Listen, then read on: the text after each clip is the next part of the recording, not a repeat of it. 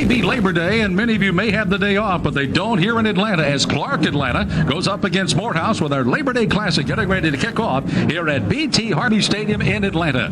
Hello again, everybody. Sam Smith, joined by the pro from the NFL, Ethan Horton, who joins us on SIAC football. And nice to have you aboard with us, Ethan. I know we're looking forward to a great rivalry. 79th time these two teams have played. No, I think these two teams are ready to play football, Sam. It's a little rainy outside, but I think right now they are ready to get it started because last week both teams lost. Both coaches came off that loss and certainly hope that they can reprieve themselves. And also on one side is Clark Atlanta has their starting quarterback back in Michael White. Let's start with our Budweiser ones to watch. White will be handing off to a guy that had a great game last week. One of our ones to watch is Kenny Smith, the running back at Clark Atlanta. Kenny Smith, but I think this guy has a huge offensive line, Sam. He's going to get the ball today because last week they rushed the ball 50 times. As we can see, 112 yards on the ground. Kenny Smith will get the ball today. If this team is to win the game, he must have a productive afternoon. Other side of the coin, they're going to throw the football around, but a guy that can certainly run it as well as Mr. Daughtry. Mr. Daughtry, what can I say? In a loss, this guy was co-offensive player of the week. He is going to be the quarterback that's going to throw the ball, run the ball on the ground. I think he's a double threat, and he must have a big game also. They lost in double overtime to Fort Valley State, 33-27. What a game that must have been. So they've got a rebound today as well. Means they got to draw a line in the sand with our 4 keys to the game.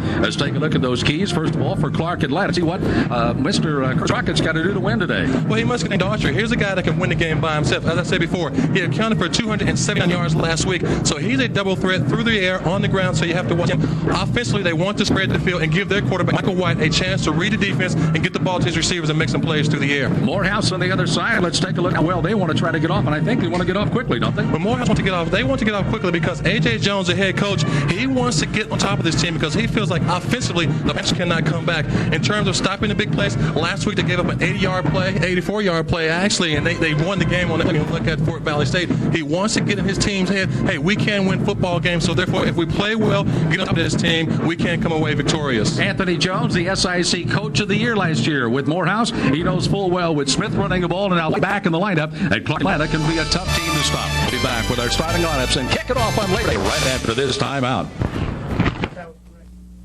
This portion of SIAC football is brought to you by your local Ford dealer, proud corporate sponsor of SIAC football, and the SIAC's family of colleges and universities. By 1-800-CALL-ATT. 1-800-CALL-ATT for collect calls. By Coca-Cola, life tastes good. By Foodland, extra low prices made extra easy. By Reebok, defy convention. And by Bud Light, for the great taste that won't fill you up and never let you down. Make it a Bud Light.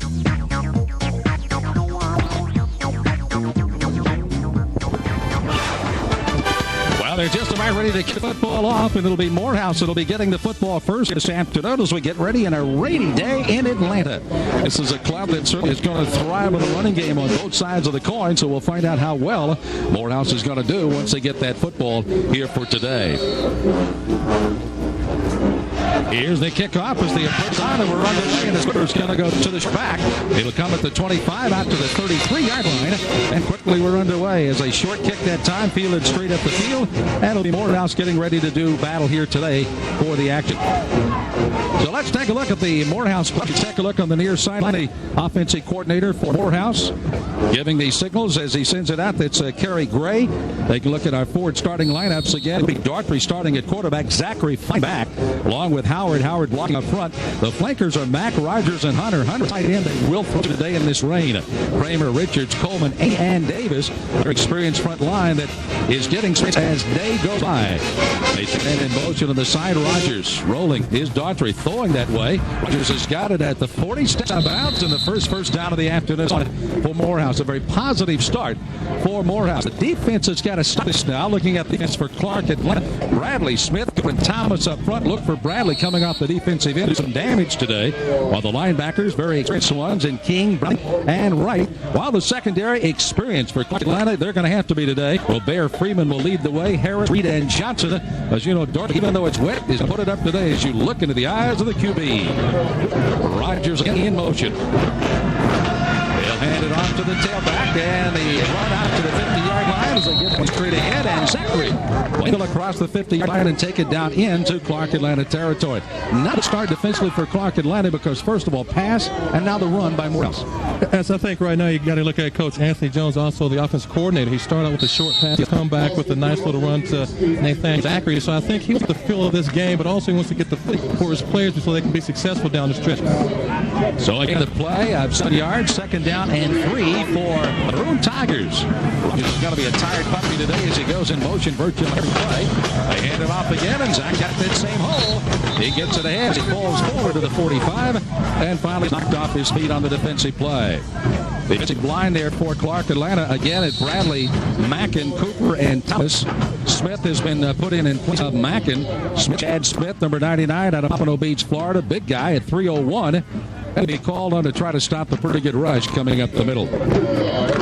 First and 10 of the afternoon now by Morehouse as they operate here. 3:23 in the first period.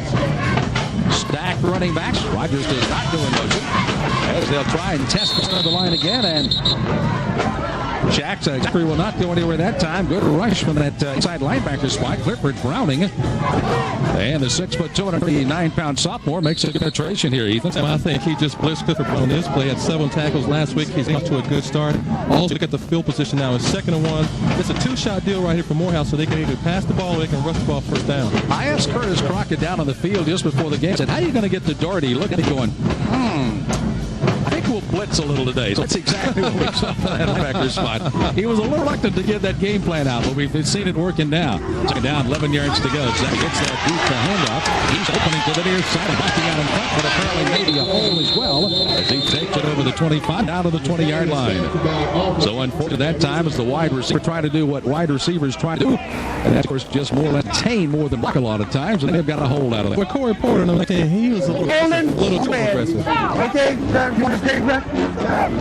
Willie Green is our referee today. Ethan, let's take another look at this good handoff and great run here by Zachary. But also, it was great blocking. I think the offensive line of the Maroon Tigers, they also have a lot of size, and they also feel like they're going to try to establish the run because Nathaniel Zachary also was all comfortable last season. I think he's looking forward to having a big season as well. So as Corey Porter gets the hold for Morehouse, they'll step in for a second down, and only 4 from the spot of the foul takes it back to the 37-yard line. So Morehouse working on a couple of first downs. There's Curtis Crockett on the sideline for Clark Atlanta. Very successful coach in his 3rd year, despite 7-10 record. Feels like he's got his club going definitely in the right direction. 4-6 last year. Wants to finish 500 and well above this year. Gardry rolls to throw. He's dangerous when he's open field. He's directing traffic. It is. No, as it's incomplete down around the 18-yard line. Well, there was a trap on that far sideline. Good defense by Clark Atlanta, but you can see the versatility of Dorothy. Once he rolls out there, he's got to be a dangerous thing to watch. Sam, he had a lot of room on that play. Actually, he was looking for the big play, and as I mentioned before, now it's a third situation. He could have run for the first down, but I think he was looking for the big play to get the ball downfield. He pumps, he slides to his right, he's directing traffic, and actually it's a nice pass. I mean, it was deflected right there, but still, I think a catchable ball. So the catch is Lamario Mack of Albany, Georgia. The freshman got come up with a catch. It's a 3rd down play. And out of the shotgun for the first time this afternoon. And there, the danger part of Darker as he slips to the outside. He'll be wrestled out of bounds literally by Bear Freeman of Clark Atlanta, but it's another first down from Morehouse, their 3rd of the afternoon. On that particular play, we can see why Curtis Crockett, he wants to keep this guy's defense's vision because, as you said, here's a guy that has a lot of mobility. He's a double threat through the air, on the ground. He runs for the first down. As we see, maybe no face mask, but Robert Freeman got away with one particular play. Got 14 yards out of the carry. One of the things Coach Crockett told me as well, he said, yeah, we'll blitz, but we'll also have to stay in our lanes. That was a perfect example of someone maybe cheating one way or the other and going to play. First and 10, Roberts in motion again. Wide field to the right. And to Zachary. Look at Dell as he runs it down to the 15-yard line. Methodically, Morehouse going in on Clark Atlanta here in the first half of the game. Clark Atlanta playing without their number 1 quarterback last week. Lost 7-6 to West Virginia State. And they would like to get on the win column today, but you can see it's going to be a tough task. So far, Sam, it's just outstanding blocking by his men on the front. And if you like what you've seen so far on A.J. Jones, you have to feel pretty good about it because he's run the ball, passed the ball, he's run his quarterback. He's done an awful lot of things, a great mixture with his offense. Offensive line doing a job, but Derek Howard, the fullback, has also helped to see Zachary in there. But all he does there again, kick out block, and Zachary running behind him. He goes down inside the 10-yard line. Sam, this is just a mixed direction play. They've run this play about 3 times. Nathaniel Zachary, he starts to his right or he starts to his left, depending on which way they're running the football. This time they start the ball to the left, come back to the right, and he just gets nice block. So far, he's following his block. The blockers are doing a great job. And when they feel like this, the advantage goes to the offense. Anthony Jones, the head coach for Morehouse. Again, the coach of the year, his 3rd year. And again, you see the record at 10-12. Zach, by the way, has carried 6 times already for 32 yards in this drive. And using motion on their first, this time in goal. Zachary, the Warriors, again down inside 5. Finally tripped up as he dives through the line of scrimmage by Reginald King, a junior out of Houston, 6'8", 245, the outside linebacker. Also, number 26, Marlon Wright, had a shot on him in the backfield, but Zachary's just a big guy. He's 5'10", 180, so he's a load coming through the line. You really have to try to hit this guy low. Arm tackles, it just won't work. They say, of course, the center of gravity, he runs very low as well. Not only is he down there, but he uses that 180, those legs very flexed, and if he gets contact, he'll just keep bouncing around. Howard to the right side, and out of the goal line, touchdown. Morehouse as they angle it in, get it in with Zachary. I tell you what, Sam, you can tell A.J. Jones played for the Washington Redskins because all those players are basically John Riggins type plays. Give the ball to the back and everyone else get out of the way. I mean, this is the same play they've run all the way down the field, just a dive play to the right. He runs those 2 players. It's a touchdown. Durante Harrison, also Clifford Browning, there to make the stop. They just couldn't make the play. Brandon Archibald, the outstanding players of last year from Tuscaloosa, Alabama, will try to add the extra point. 9:48 here in the first period. And the kick is up in the rain of Atlanta. It is good. So Morehouse has taken the early lead as they just methodically work it down the field, testing every angle of defense of Clark Atlanta. Most of it tackle to tackle by Zachary, who scores for the first score of the day. Well, as Zachary takes the rest of the set line from Morehouse after scoring, he was the real workhorse of that drive. It's an 11 play, 67 yards. Zachary takes it the final 3 yards for the touchdown, and it'll be the Maroon Tigers kicking off to the Panthers, who offensively get their first hand in the football today. Very important first series for them, too. I don't know about it. I think when you go back last week, I spoke with Coach Jones this past week, and he stated that his team celebrated a little too early last week for Fort Valley State. That's why he wanted to get up on this team, get some things going out there on the field, get some positive things going, Sam, because therefore he feels like his team, like, we can jump on this team early. Put away. Let's not celebrate. The game is not over until it's over, but you have to learn how to finish.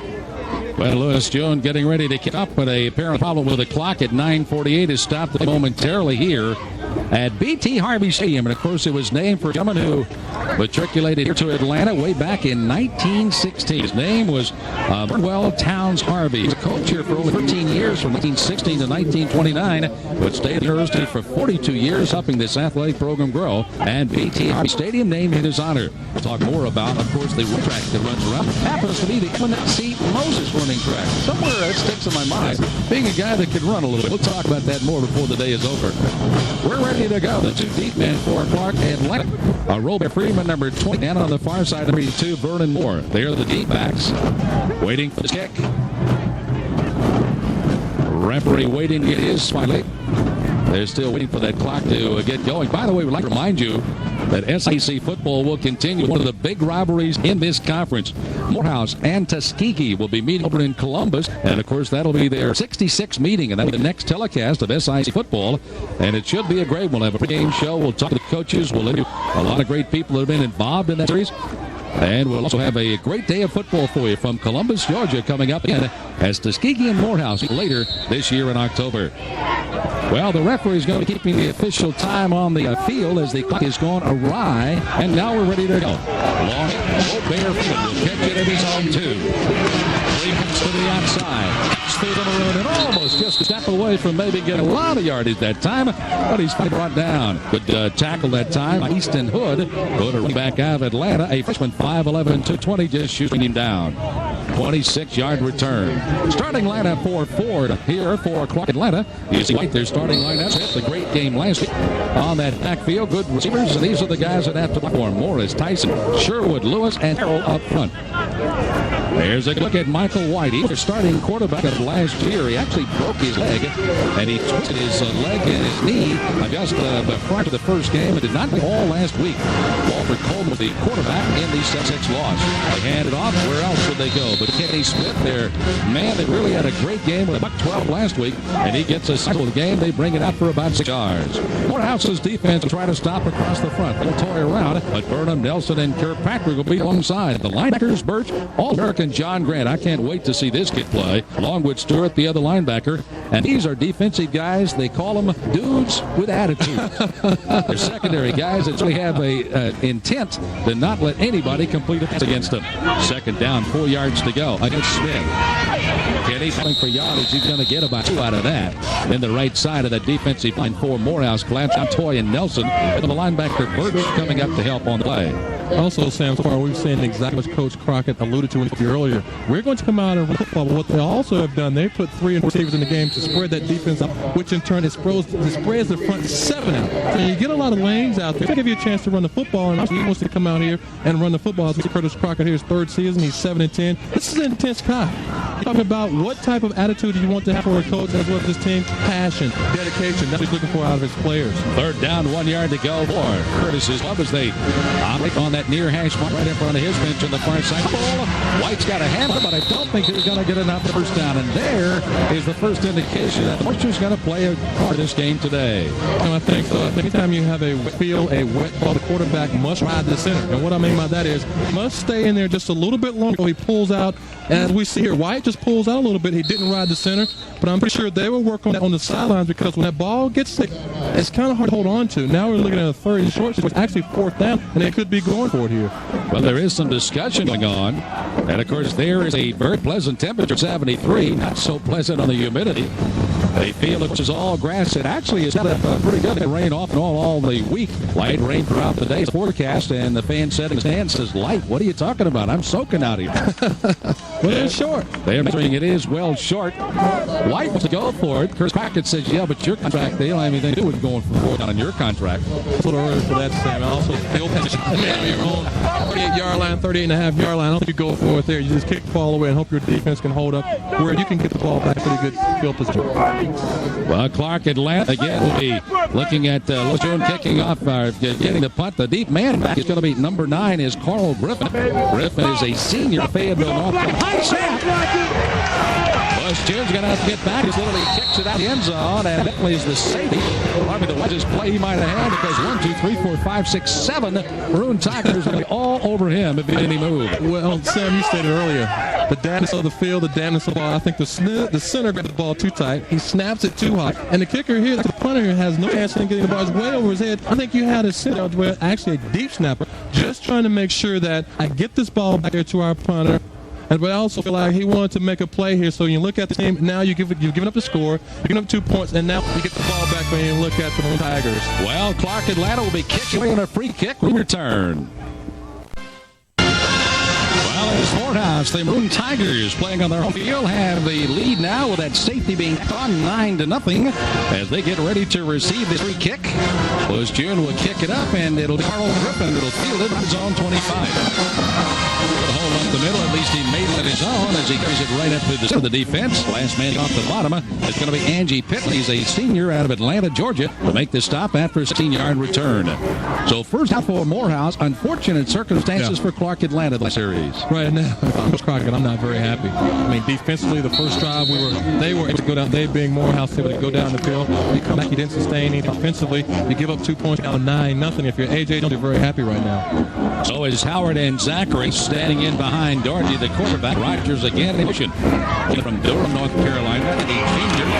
Their wide receivers as they hit the first snap through. And Howard takes a beating inside as he just gains about a yard. Boy, I tell you what, the great penetration that time up front by Chad Smith out of Pompano Beach, Florida was dandy. Everybody's in the act offensively, so I guess Howard wanted to feel like Derek Howard. Let me get a little bit of the taste of, wow, what's going on? But I don't think he meant that kind of taste, Sam. You know, he almost looked like one of the wishbones the champ was working on here. Commander Holyfield will join us in the third period and talk about going after his 5th world championship, fighting in China coming up in November.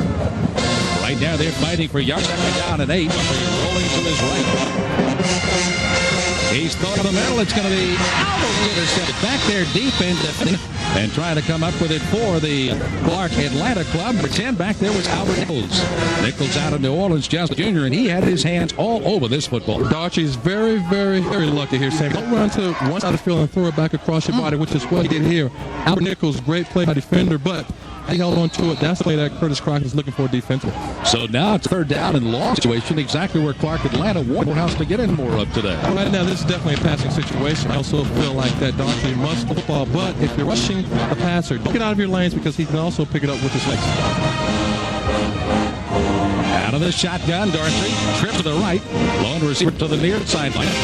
Set, face mask high, they flare it out to the outside, and they've got it complete enough for the first down. Nice little swing pattern going to the outside that time. They swing it out to Corey Porter. Porter, wide receiver out of Savannah, Georgia. 5'10", 170, and a freshman. Nice play. But also, Sam, number 83, Mario Mack, he clears out on this play, so Corey Porter is able to get this first down. Just a little sprint to the right. The defenders go crossed up. They chase Corey Porter, which leaves Mario Mack wide open. So another first down the old-fashioned way. They earned down by Morehouse as Clark Atlanta trying to dig in again at front line down with their 4-3.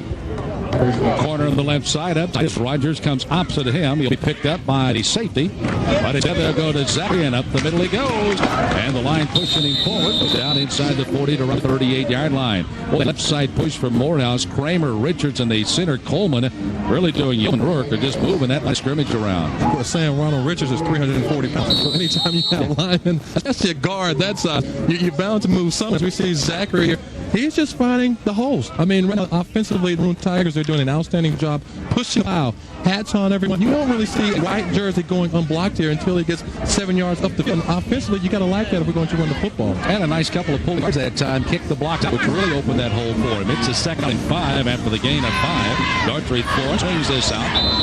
That one in the open field, trying to get Howard out of the backfield, but he's upset as anybody else is that one was not on because right there Howard was absolutely wide open, and now another 3rd and 5 situation. Well, Sam, he should be. He had Derek Howard wide open. I think the rain affected that pass because he tried to throw a little touch pass, and I think it took off on him. Derek Howard wide open. If I'm A.J. Jones, come back to it 3rd and 5, they haven't been able to throw the ball in the flat effectively. And I don't think they're going to throw the ball in the middle of the field because when you throw the ball into the middle of the field, the safety comes into play, and so far they've taken it to the corners. 2 for 5 passing so far for Dartry. He stands in on the 3rd down play. He can bet the secondary may be tested here. No, they're not. They're going to try the bread and butter, and they've got it. Got down inside the 30, out of the 29-yard line. And the old adage is, if it ain't broke, don't fix it. If it doesn't go in the air, just give it back to Zachary and get the heck out of the way. Not block it. I'll say this, Sam. So far, we can see why this guy was all conference. He's a load. He's running very well offensively. They're doing what they're supposed to do. They are executing the game. I think A.J. Jones is very happy because right now he has that Panther defense. They're on their heels. They're running the ball on offense. They're passing the ball on offense. So far, he has a good mixture of the run-pass. Zachary's already gained 55 yards, helping us with those 6 first downs.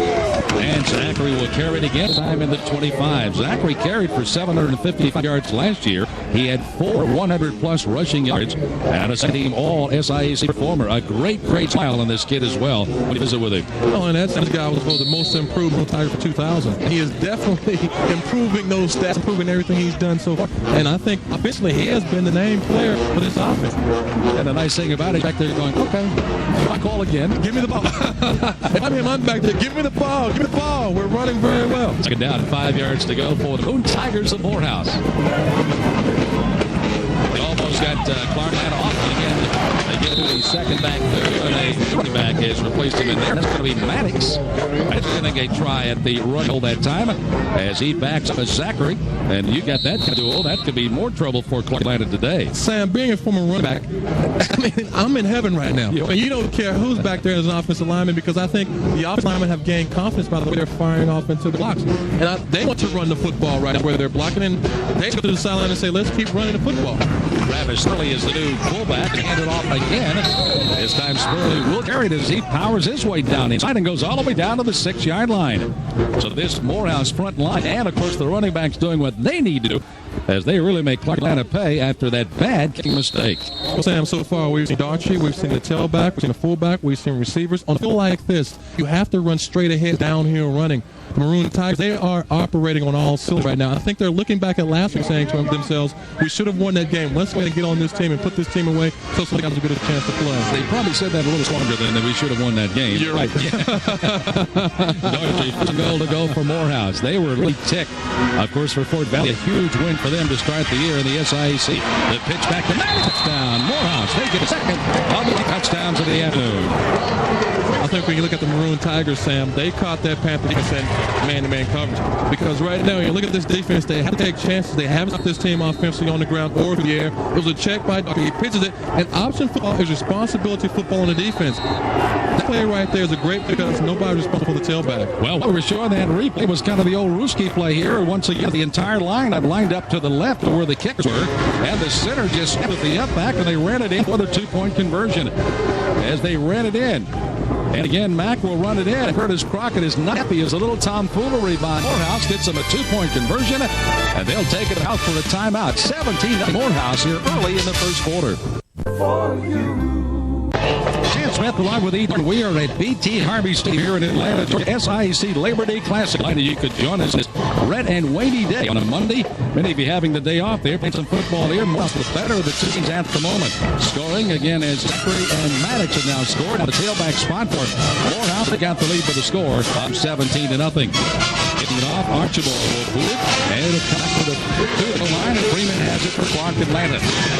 He'll take it all the way out to about the 15-yard line, and a good defensive play as they just take his pins right out from under him. That was Archibald, and he kicked up, was down to cover it pretty good. Sam, here's the touchdown once again. As I mentioned, you play defense and you go against an option. Everybody's responsible for the individual play. It would be the quarterback, the fullback, and the tailback. And I think they caught the Panther defense off guard because no one picked up the touchdown maker, the tailback. And Maddox just walked it in from you saw, of course, took 11 plays, 58 yards, and 4 minutes off the clock. So Morehouse has dominated this first quarter. Not to say that is going to be the characteristic of the entire game. Clark Atlanta has come back many times. Lead the series against Morehouse with late touchdowns. They give it off to Smith. This is one of the reasons you can't take them for granted. Being a team to lay down. As off of the handoff, White Smith carries it for 9 yards and a near first down. Boy, this got some great balance here, Ethan. He does, Sam. I don't think you deviate from your offense. If you come in here running the football, you see the hole here. They should stay with this particular ground game because I think it can be very effective. With the weather being what it is, anything can happen. Defensively, if the Panthers can get a few turnovers, they're right back in the game. Or if they can rush the ball down the field, or to get a big play and get a score, they're right back in this football game. But they don't want to get out of it early. Morehouse defense digging in with that big front line they've got. 260, 280, 250, 215 across the line. And, of course, Kilpatrick, the lighter of the two on the left side to get the charge. They give it now to the second back through, and they run it to the outside. And getting some running room this time is going to be McFadden. And Terrence McFadden, an easy first down as the kick got blocked for well for him. And they use a couple of tailbacks as well as they use Smith and McFadden for the first down. Sam, I think right now the Panthers offensive line, they feel like they want something to go right themselves because they have done a very good job in terms of blocking this Panther, this Maroon Tiger defense. They did a very good job. Let them get a little confidence. I mean, look at them across the front. 286, 300, 238, 291, 412. Now, if you can't move anything with that offensive line, then you're in trouble. Lone running back Terrence McFadden out of Monroe Beach, Florida, just a freshman, 5'7", 188 behind Michael White. He gives it off once again, and it's going to be a little tougher for McFadden to get any yardage this time. As a lot of folks had stacked him up right up the middle. Just get it out to the 41. A gain of around 2 yards. It'll be second down and 8 yards to go. I think when you look at this defense, Sam, Hankey's there too. He's done already. Oh, I think they're going to decline it.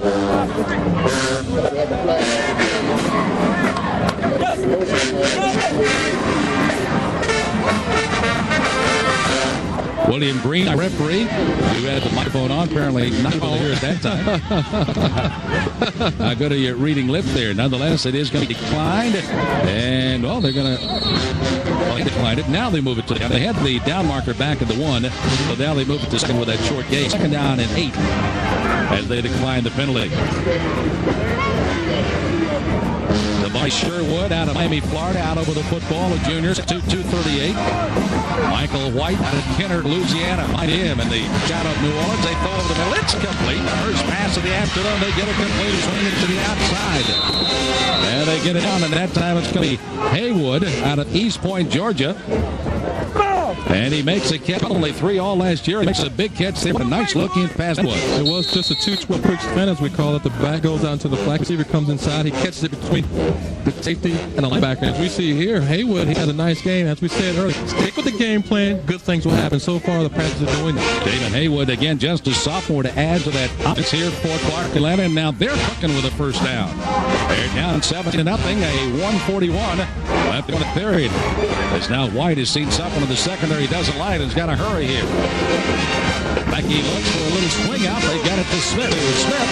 Smith lost his footing there, and that's one of the real slips we've seen in the afternoon.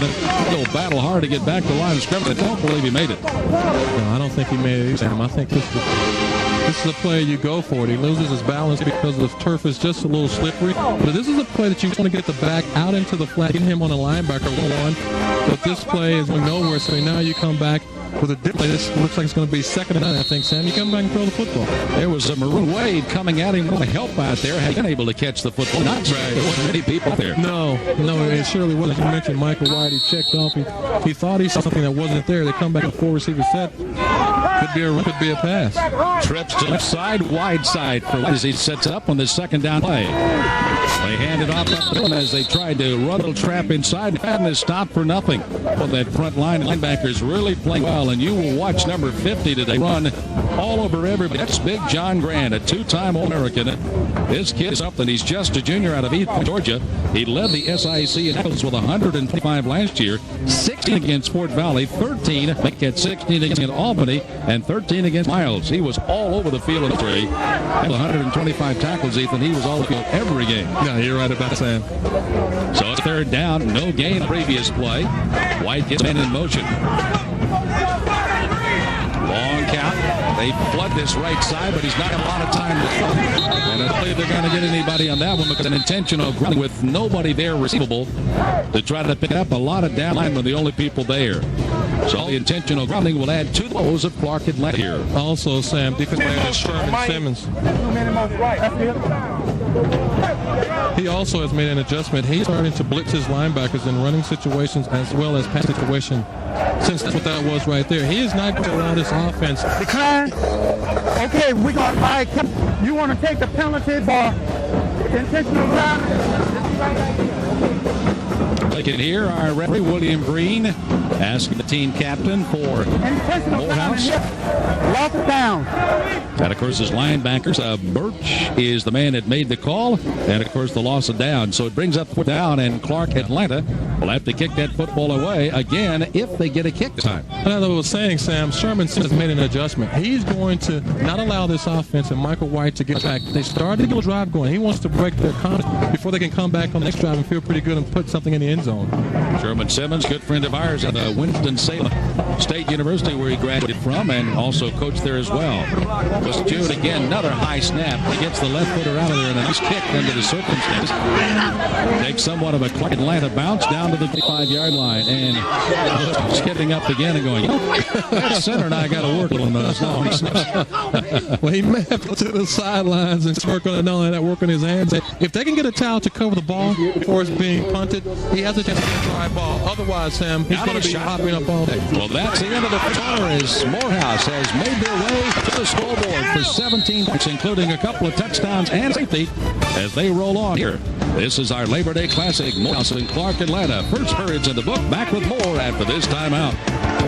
Morehouse with a 17-0 lead here in Atlanta as a wet and soggy field. And by the way, I'd like to have the umbrella session for today's game, that's for sure. Morehouse again with the ball after an 8-yard punt by Clark Atlanta. And they dance it through that line of scrimmage. And again, they've used a bevy of running backs. Zachary and Maddox have been their number 1 and 2 running backs, and Zachary gets that call. Food Lion brings you first quarter stats. You see the big numbers here, Ethan. The rushing yards in particular for Morehouse kept on the ground successfully, 7-2 on the first down so far. I think that's the difference of the game. One team being able to rush the ball, really move on, the other team being non-productive. 2nd down and only about a yard and a half needed here as Rogers splits the right side. As the stack running backs, and Zachary with the first down as he muscles his way out over the 35 to the 36-yard line. Set of the line and stacking there. A couple of back linebackers. King 24 on the bottom of that stack. Also using Ryan Cooper, a preseason SIEC performer. 5'11", 268, number 94 out of Pearson, Georgia. He'll be one of the down linemen that's going to have the responsibility of trying to get these goals somewhere up front, but right now they are gaping holes led by that offensive line of Morehouse.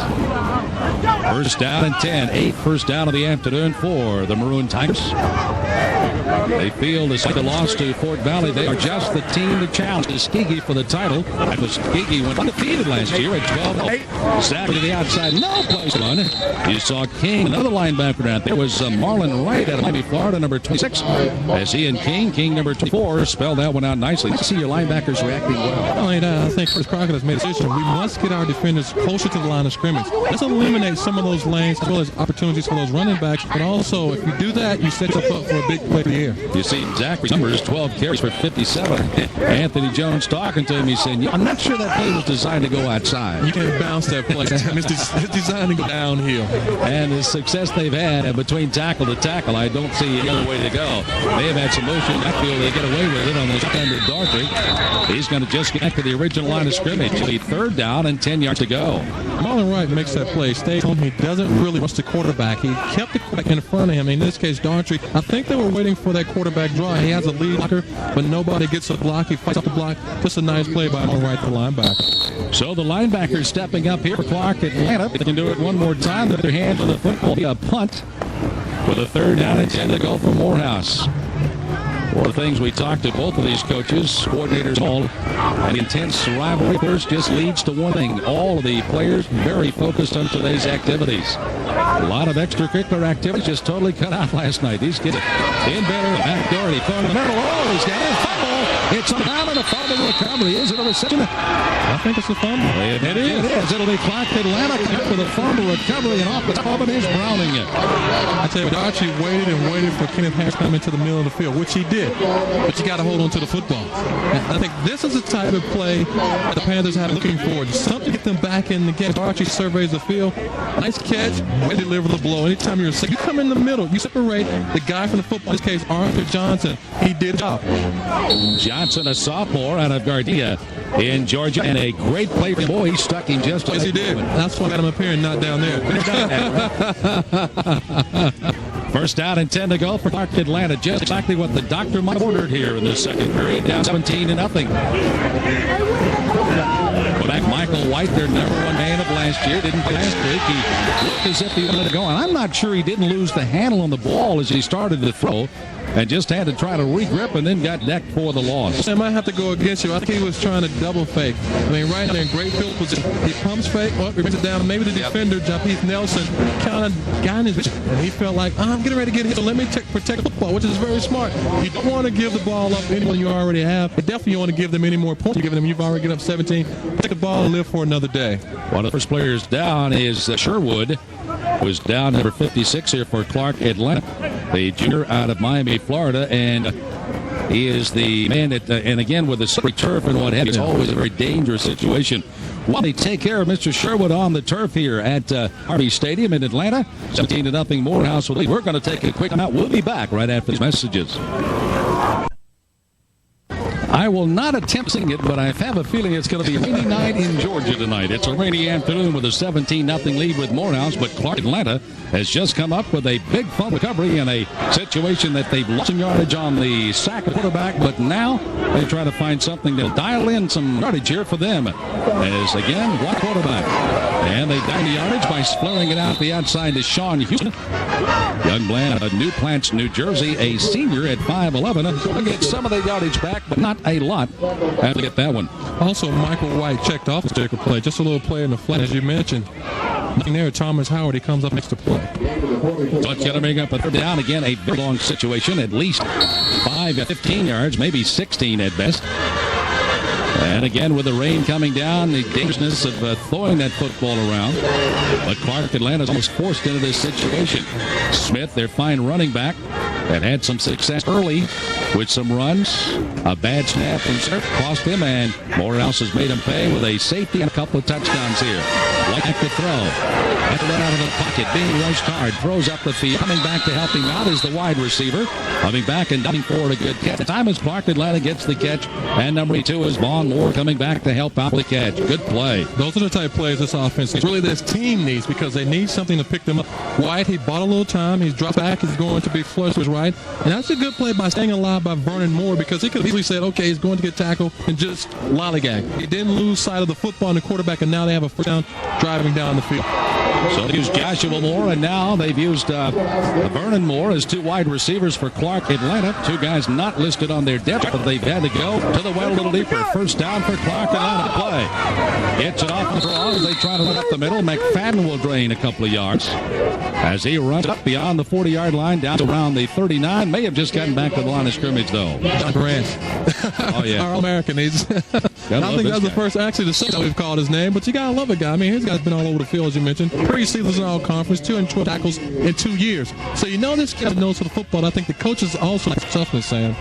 6 sacks along with 14 tackles for losses a year ago by Mr. Grant. I call him Mr. Grant. You should. Yes. Mr. Grant. Second down, 10 to go for Clark Atlanta. Taking a lot of time. Big touch is on. He's going to have to run away, but won't get loose. As coming up is going to be Birch, one of the linebackers. And that time, Birch was all over the top of him. I think he had that one dialed in from ground zero on that one. Sam, he makes an outstanding play. Leaps the back, and he just continues to pursue the quarterback. I mean, you look at these 2 outside linebackers, John Birch, John Grant, 26 tackles between them last week. I mean, these 2 guys are playmakers. And anytime you can make those type of plays on the outside, you flush the offense back into the inside where the teeth of the rush is coming from. And I like what I've seen so far out of these 2 linebackers. And actually, I understand Birch is a better athlete than John Grant. And that's hard to believe. You're right. Yeah. DeLeon Birch out of football-rich South Carolina, Quimby, South Carolina. Third down, long yardage here needed, 24 to be exact, by Clark Atlanta. And White not given a lot of time to throw. Does throw over the middle. Penny was good. And down they take it all the way to the 30-yard line. That time it hit out of the backfield. Zachary comes out here. A sophomore wide receiver out of Decatur, Georgia. And makes the catch as he gets it up the field. That's just a nice play, Sam. If we look at Mike White, we can see now why they wanted to spread the field as being one of the keys into winning this football game. Nobody's there in the middle of the field, but also he gives this offense a little dimension because he can throw the football. They've been successful on the ground some, but if he can throw the football and if they continue to run the football effectively, I mean, they're not out of this game. Defensively, they're going to have to bone up and play hard because they can't give up any more in this half, Sam. But they can just get the ball back in decent field position. I like their chance of scoring. Jermaine Jackson making that last catch came up a little short. Lewis getting a little better snap this time. He'll try to kick this out of somewhere inside 10, and he'll get it done at the 2-yard line. Nice kick. It puts Morehouse way back into the hole, but they don't get any points out of it. But nonetheless, they back up the Maroon Tigers. And the Tigers will come out first and 10 in the shadow of their own goalpost. We return on the Classic in Atlanta. Time show coming very shortly as we're only 4:20 away from the break. And, of course, at halftime, we'll be talking to both of the administrators for these 2 fine schools, and we'll talk about the growth of both the schools and their advancement, along with the commissioner of the SIAC and the Ford Roadies will be back with us again at halftime. That's all coming up at halftime. Well, bad news right now with that minus 27 for Clark Atlanta, mostly because of that snaps are currently the sacks, yes. And they have really put themselves in a hole there as Morehouse takes over again. First and 10 on the 8-yard line. It's back to Zachary. Zachary trying to wade his way through some runners. Gets out to the 10-yard line, but has a wealth of people waiting for him on the outside. And at that time, James Bradley, number 50, is there to help out on the tackle. Sam, you can see he was a little hesitant. I mean, sweep play to the right because the footing is not there, so you're unsure as a running back to plant that back foot and get the field. When he has to run the ball downfield, in terms of downhill, he's a horse. He is someone that's making something happen. So I look for them to run the ball down the field and not try to let him ball to the outside. Kramer, Richards, Coleman, Amy, and Davis up front. Tackle to tackle. Let's see if they go there again with a second down play. They're back to throw. Doherty looking up the field. There's a flag down. Doherty running for his life from the near sideline. Back. He'll lose a couple of yards. Chased down and dropped. That time by Sean Thomas, number 52. But a flag comes in the air that could be a holding call here against Morehouse. Also, defensively, it was well played because nobody's open. So he had no choice but to run the football. So the holes indicate against Morehouse. Always like to see those secondary plays that it covers it up. You didn't like it as a receiver. No. The secondary coach who looks at it, he likes what he saw there. No, Sam. I mean, when you're a receiver, like to get open, get the football, you're the hero. You can't get open, you're the because the coach is going to fuss at you. As we see, Darcher is trying to make something happen, but nobody's open as the flag actually goes against Zachary. And Doherty, that huddle's going, well, if you come back and help me, I can really do something. Oh, yeah, true, true. And actually, it was Nathaniel Zachary, excuse me. Yeah. In the red. Repeat second down. And, of course, folks at Morehouse would say, well, it is maroon, sir, but it is red and white as it's in today. So Maroon on the step-off back to the 5-yard line, a second down, and they'll need 13 yards for first down as Darcher gets the call from the sideline and will step into the huddle. Running back remains Zachary. Short back is still going to be Derek Hill blocking out of that eye. Wide receivers, double to the left side, wide side order. 3 minutes, 7 seconds to go before time. Doherty, the delayed handoff. Zachary's got the hole over the left side. Won't have enough for a first down. He almost caught Clarkton landing napping on that and now creates a third and short situation. I think also they was trying to play it safe, Sam, not really allow anything bad to happen right now because it's 2 minutes and counting before the half. I mean, Zachary, he's had an outstanding first half anyway, so why not give him the football? I mean, the offensive line, they blocked great. Keep the ball around. I mean, don't give up any cheap scores before the half, and then you go in at halftime and make adjustments. So a gain on the play brings it out to a 3rd down and 7. As on that Morehouse sideline, Anthony Jones, very intense young man. I talking to him several times via the telephone yesterday. Watching as like Zachary's play tonight with 18 carries for 70 and 84 yards. Out of that tailback spot. And they pitch it to the end. He's got the blocker runner with Howard at the 20. He's up the sideline, finally knocked out of bounds around the 40-yard line. You can see how delicately he tried to walk that sideline when it made that. It is very, very slippery. It's got a great crowd here on the field, but it gets very, very slippery and quite muddy in and in front of those benches. Also, Sam, they come back with the same play he scored a touchdown on earlier. It's just option football, responsibility football. We see Clifford Browning coming over to try to make the play, but Zach is just a one-man game in the first half, and I think that until this defense, the Clark Panther defense, figure out a way to stop this offense on the ground, force him to throw the football, and the weather being what it is, I would rather see Darcher throw the football than Zachary run the football behind that big offensive line. By the way, Zachary running up that sideline was looking for a friendly pair of arms to catch him and bang out of bounds. First 10 yards to go for Morehouse. Offense clicking out at their own 39-yard line. Doherty, deep drop. Well, that's back to the 30, letting it fly. Slipping all the way are a couple of receivers. We've got some contact on the side. Rogers being tangled up. And then back there with him is going to be Al Nichols playing that deep spot.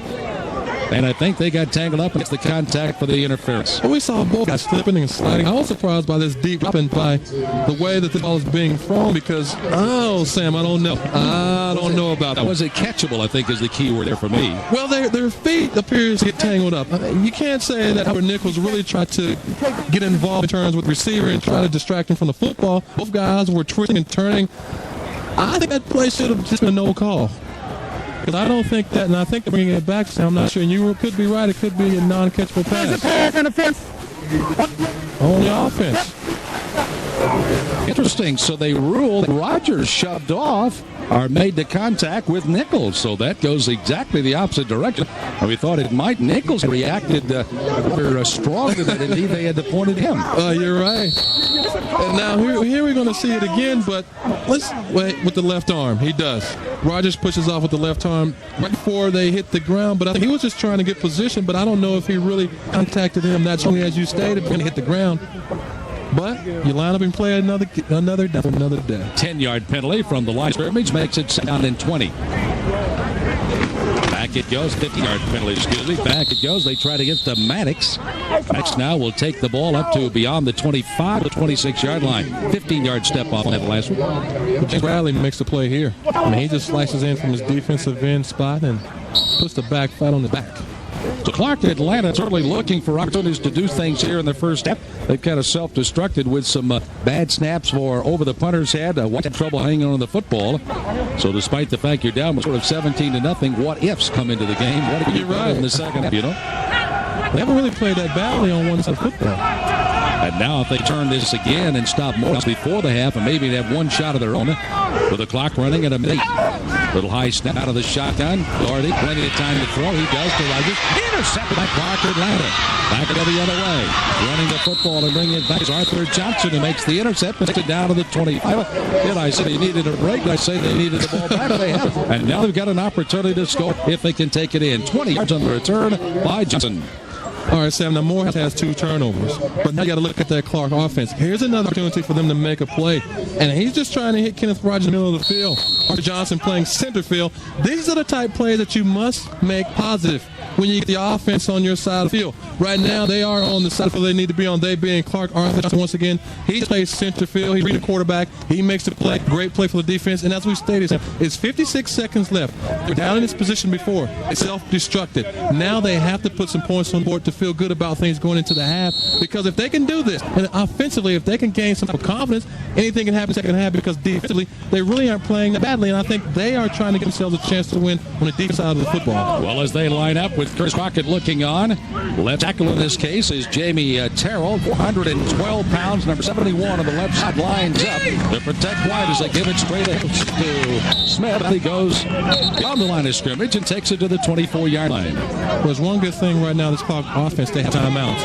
I don't know when they will use those timeouts right now. The clock is running, so you have to be very careful when to use your timeout, when to ground the football. But they're in a great position to put some points on the board if they don't turn the ball over. Second down, they gain 3 on the play. Second 7. Here's White back to throw. Look-in pass is to be completed. That time it goes to Haygood. And Haygood again will get down, this time to the 15-yard line. And if the play stands up, it should be for first down. It is. Also, Sam, this is a situation where the Clark offense has options. I mean, right now they're on the 15-yard line. With 25 seconds left, they can use the timeouts, and they will have 2 left. They can try to take some shots into the end zone. I think they'll try to take some shots into the end zone. Use your timeouts. Continue to use Kenny Smith because, as you stated, offensively on the ground, they've been very successful. I mean, they have minus yards because of the sacks and the bad plays that happen, but if they can mix the run with the pass here, being on the 15-yard line, they have a shot at making something happen offensively. Defensively, you got to play it smart. Don't let the receivers get behind you. Keep the ball in front of you and try to make the tap and hope the clock runs out before they can get into the field goal situation. So as that clock with 25 seconds looks on, Curtis Crockett in his 3rd year at the helm of the Panthers, trying to see what he can dial in offensively as they've had miscues that have really hurt today. His starting quarterback of the year ago did not play last week. He's in there this week, though. Michael White, the junior out of Kenner, Louisiana, in the New Orleans area, dials in the first down play. Split receivers, doubles on each side. He's throwing to the corner of the end zone. It's there. Touchdown. Good it is. Touchdown, Clark Atlanta, as the receiver, Houston, just ran out of the ball in the end. No, it's back up. It's good. Great. That's number 4. It runs under its feet. Well, you got a linebacker trying to cover wide receiver in the slot, 42, Justin Stewart. He did all he could. But also the great pass by Michael White. It's just an out and up, and he gets the ball in a great position. I mean, what can you say? It's great coverage. It's a great pass. I mean, defenders right there for the play, but now this is what this offense needs. This is what this team needs, because I'm pretty sure once they go into the locker room, they'll say, okay, we are not out of this game as they look for the extra point, and they possibly will be down by only 10 points. Anything can happen in the second half, but on the offensive side of the football, they must feel pretty good about what has happened so far. So a big touchdown pass, and again it did go to Sean Houston, a senior out of New Plants, New York, and White throws for the touchdown. And Atlanta struggling at 17-0, comes back with 7 before the break. But now they've got a kickoff at Morehouse with 18 seconds left to go. Sam, what can we say about this football game? Actually, it's been a game of quarters. Morehouse for the first quarter. Clark has been in the game as we look at the touchdown again. And Michael White just stands in there. He gets hit. This is just a great play by the offense. I mean, it was a situational play. They lined up offensively. They spread the field as we've discussed before. They got the matchups that they wanted. They took advantage of the matchup. You get a linebacker on the receivers win every time. And, of course, the quarterback doing a good job, as you receivers like to say, putting some air under it and let you run under it, the defender right on your hip. No doubt about it. He gave his guy a chance. And now 18 seconds left. You get out of here without picking up a cheap touchdown, because now you're going to look at Curtis Crockett. He's going to tell his team defense, we're playing well. Continue to get the ball in great position for us. And we're going to make some things happen. I see why now they wanted Michael White to play, because we stated a guy can go out there and win football games. He's throwing the ball, they've run the ball, they're very successful on offense in situations. So it's a low kick, but it's going to get through the first side to Carl Griffin. Griffin will carry it beyond the 20, steps out of bounds there to stop the clock with 14 seconds to go. So a spin kick that time off the toe of Lewis Jordan, and it's going to be fielded out of bounds for just a couple yards that time, and it'll be first in for Morehouse. Way back in their own territory at the 22. Don't anticipate the ball to be in the air. No. But something maybe a little tomfoolery out of that tip-back spot. Where Zachary will be playing now. Taking knee, as we see, AJ, he's not Coach Jones. He's not very happy right now to give up 7 points before the half. Give this team a little life. And this is something he was afraid of last week. Don't celebrate in the game. I mean, it's still a half to go. And I'm pretty sure they were feeling pretty good about themselves being 17-0. He's going to tell them, he's going to remind them of what happened last week. For Clark Atlanta, they're going to the locker room, and you know those uniforms won't be quite so wet when they get in there. Right. At least they won't feel that way after at least getting a score. Doherty with the stack running backs. He just hands off safely to Howard. Howard's got a little open room as he barrels his way ahead. That may use all the clock. With 7 seconds, they'll stop it for the movement of the chain and whirl it right back into motion. So as the players, coaches start heading to their respective little drier locker room, they'll whirl it in. 5-4, we are down, and that's going to do it the first half. So mistakes by Clark Atlanta. Morehouse taking advantage of those and using the offense mostly from Zachary, and the throwing of Doherty pulled out to a 17-7 lead. But Clark Atlanta turns on a touchdown just before the halftime break. It's Labor Day in Atlanta. The rain is not deadly enthusiasm of this crowd, nor these teams. We'll be back with our Ford halftime show after this timeout. In Atlanta, where Morehouse goes up against Clark Atlanta, and we battle once again in this classic here in Atlanta. You see the score as the Maroon Tigers have a 17-7 lead over the Panthers. In the first time this the SIAC is a guy we spoke about earlier, but I think also he's a guy that must play. He must play better the second half, because I think that he has been a little erratic through the air. On the ground, he's made some great decisions, but also on the ground, the Morehouse team, they have been very effective at running the football. The offensive line, they have been just overpowering the defensive front, but I think in the second half, the defensive front made some adjustments. They put 7 and 8 men along the offensive front. They're saying, we are going to stop the run. Doctor here is going to come back and pass the football defensively. Nobody's open. So they're forcing him to make plays, but he hasn't been doing anything. And maybe it has been the weather, Sam, because the weather has hampered this team. I think both teams. Here we're going to see Michael White, a player that didn't play last week. I know how sharp he would be today, but so far he's done fairly decent because he's been getting opportunities. But I think offensively, he must make more plays for the team to win the football game. So the defense literally set it up for the offense, and they finally capitalized for Clark Atlanta, once again having an opportunity to score before the halftime break. We're at halftime. We're going to kick it off in the third. We'll do that as we continue from Atlanta on our Labor Day Classic in a moment. Case now as it's coming down in buckets out there as the teams are just now coming back out on the field. And again, you can see the shots off the press box here as some buildings that were nicely there earlier on are not there now. You see the rain coming off the Edwin Moses track that's encircles Harvey Stadium here as again the umbrellas are up for the start of the third. Take a look at our Reebok stats for the first half of the game, and of course the one that jumps out, that'll be the most rushing yards so far of Clark Atlanta, but a second to the bottom there.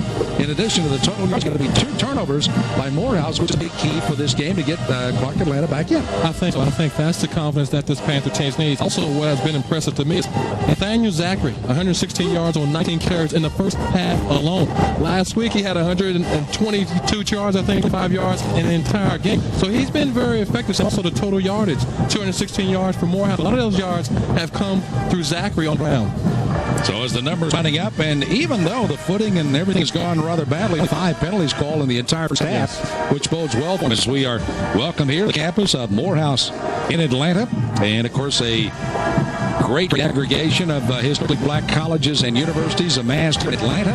And as a matter of fact, I was a little interested to find out that they do share as far as the education curriculum in and around all of the schools themselves.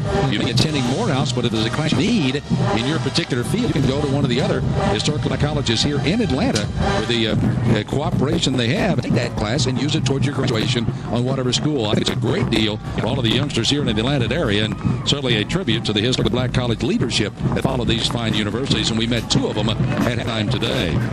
second half. And, of course, Clark Atlanta will be deploying to get hold of the football first. And it's got to be a real key here in the fact that you score. Yeah. Even though Morehouse had a brief hold of the ball before the end of the half, you score and you're going to get the football right out of the gate in the third. No, that's him. I think it's very important for this offense to come out and be productive. I also feel like they need to come out and establish something on the ground. They have had some success. I don't think they're going to be able to throw the football due to the weather. So if you can get some run going, it will set up a pass here or there because the big plays are few and far between. We haven't seen a lot of those. Each time that each team has tried to go up on top, either the ball has been slippery. I mean, we've seen the floated passes. The receivers have fallen down. So you got to kind of pick to where to throw the football. But I think it's very important for them to be productive this second half. Our ball kicking off here for Morehouse to come up short. And we field it, and straight ahead comes Clark Atlanta. Carrying the ball is Blair Freeman. Freeman carries it out over the 25, gets it ahead, and we've got a down player at about the 40-yard line for Morehouse. Took a pretty good shot in that coverage. Good look at Robert. A couple of kickoff returns so far this afternoon. A player down for Morehouse, and again the footing itself. And let me give some credit to the people that handle this field as far as the maintenance people is concerned. I was out there last night and today on the field. It is, of course, extremely wet, but they did a marvelous job. That is a very, very thick carpet out there. I think it's one that, on days like this, time in and time out, they're going to have a nice field to play on all year long here at Harvey Stadium. I agree. Most of the time you see these types of, I'm going to say plugs, if you will, because I don't know how deep it is. Sam, did you play golf out there with get a shot like that? What shot was not doing too well? That's your 9-iron shot. I hit that a little fat, I think. And that, of course, is the way when you get off the field or not get on the track in between. When you get the mud and muck, that's what they're playing in out there. And so you got to give credit to these young men. And again, hopefully that will not be a serious injury to the Morehouse kid. We do not try to identify him, but we don't have a shot at the number, nor we do that. By the way, Clark Atlanta will be taking a look at their schedule coming up. As a matter of fact, we'll have a week off next week as they go against Morris Brown. Morris Brown, of course, one of those schools moving up, as Miles will be on the 22nd, Lane on the 29th, Newberry out of the conference on the 6th, and 13th, Fort Valley State. Morehouse on the other side, of course, they're kind of aiming for one big game coming on the 13th, but before they get there, they got to go to Stillman down in Tuscaloosa. They play Elizabeth City State out of the CIAA. Benedict, one of the up-and-coming independent schools. Bowie State out of the CIAA. Then there's the big meeting with Tuskegee in Columbus, Georgia, our next SIAC football game. And you saw the date of that. Check your local things for the television station in your market. So as the player for Morehouse is now being helped to his knee anyway, Eric Witt, who is a young man out of Decatur, Georgia, just a freshman, 6'2", on special teams. And they are satisfied that he is okay. At least he's up and will be allowed to walk to the sideline in his own power. And that's always great to see. Great to see, because also this is a kid, as you mentioned, Sam, freshman looking for playing time. So I think the coaching staff is very happy with what they've seen so far during the offseason with this kid. And he's already been in on some plays. They said this play he was on, but he's been on some defensive sets as well. Well, Michael White will be ready to dial in. You see the numbers, 7 of 8 for 81 yards, a touchdown in that first half. Of course, the big problem came on handling the football and, of course, getting some sacks along the way. They try to get it to Smith. First of all, banging down the line of scrimmage, and that'll be no place to run. I tell you, one of the guys that's had himself already an excellent game today is Julius Thomas, the outside linebacker from Columbia, South Carolina, number 44, 6'2", 240 senior, has seemed to really string out plays today. But also Chari and Torrey, number 72, he was the first person in the backfield to try to disrupt the play. So he can thank, he being Thomas, he can thank Chari and Torrey for bouncing the ball to the right side field so he can make the play. Always nice to have those down. They're doing their job, and of course you're able to kind of clean it up as they did there in the form of Thomas. Second down after a loss of 3, 2nd and 13. Thomas nosing his way in right above White. They pitch it back, and now they try to bring it wide to McFadden. And again, this one won't look over nothing.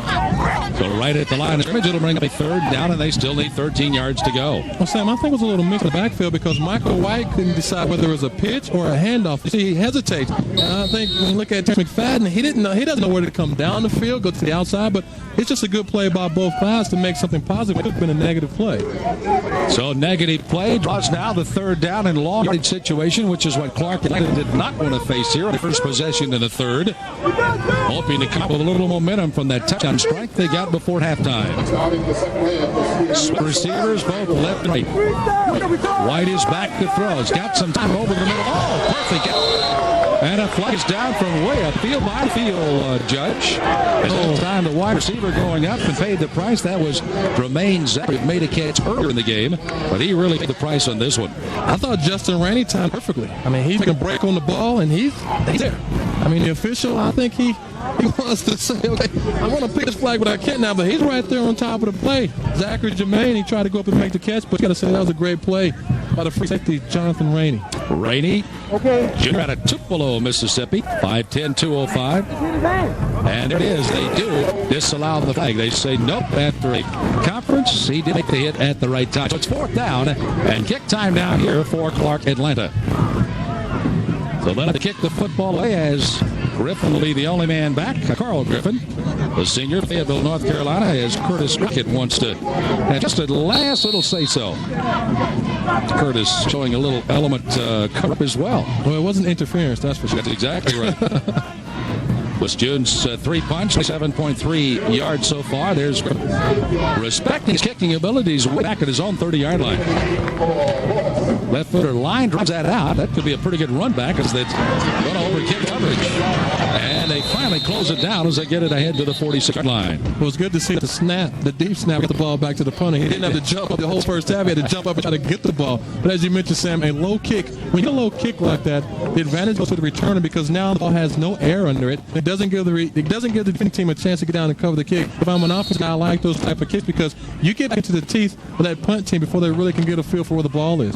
42-yard kick, 7-yard return. Shalry Daughtry coming out, 3 for 8, 40 yards, and he does have one intercept today. Both their touchdowns have been scored by Maddox and Zachary. And Zachary gets the call again.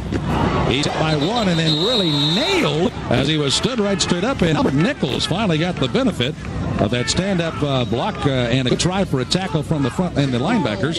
That time both Wright and King were there to make the contact, and Nichols really finished it. Yes, he did. I think also with this defense, they're going to try to attack the ball. They're going to put 8 in the box and force this team to throw the football in this wet weather. Zachary has had an outstanding first half. I'm not going to let one man beat me on a field like this. If I can afford to take some chances and stop the running game, I like their chances with the wet field and the wet ball. Zachary's already carried it 20 times for 118 yards today. With a second down, gains 3 on that one. Second and 7. Daughtry got some blockers out in front of him. Zachary tries to throw this block. And a flag is down as a little crackback block by Morehouse. Number 19 was Corey Porter. Really cracking back here on the near sideline. Doherty was forced out of bounds. Well, Clifford Brown for the first down, but again, a big penalty here on the sideline.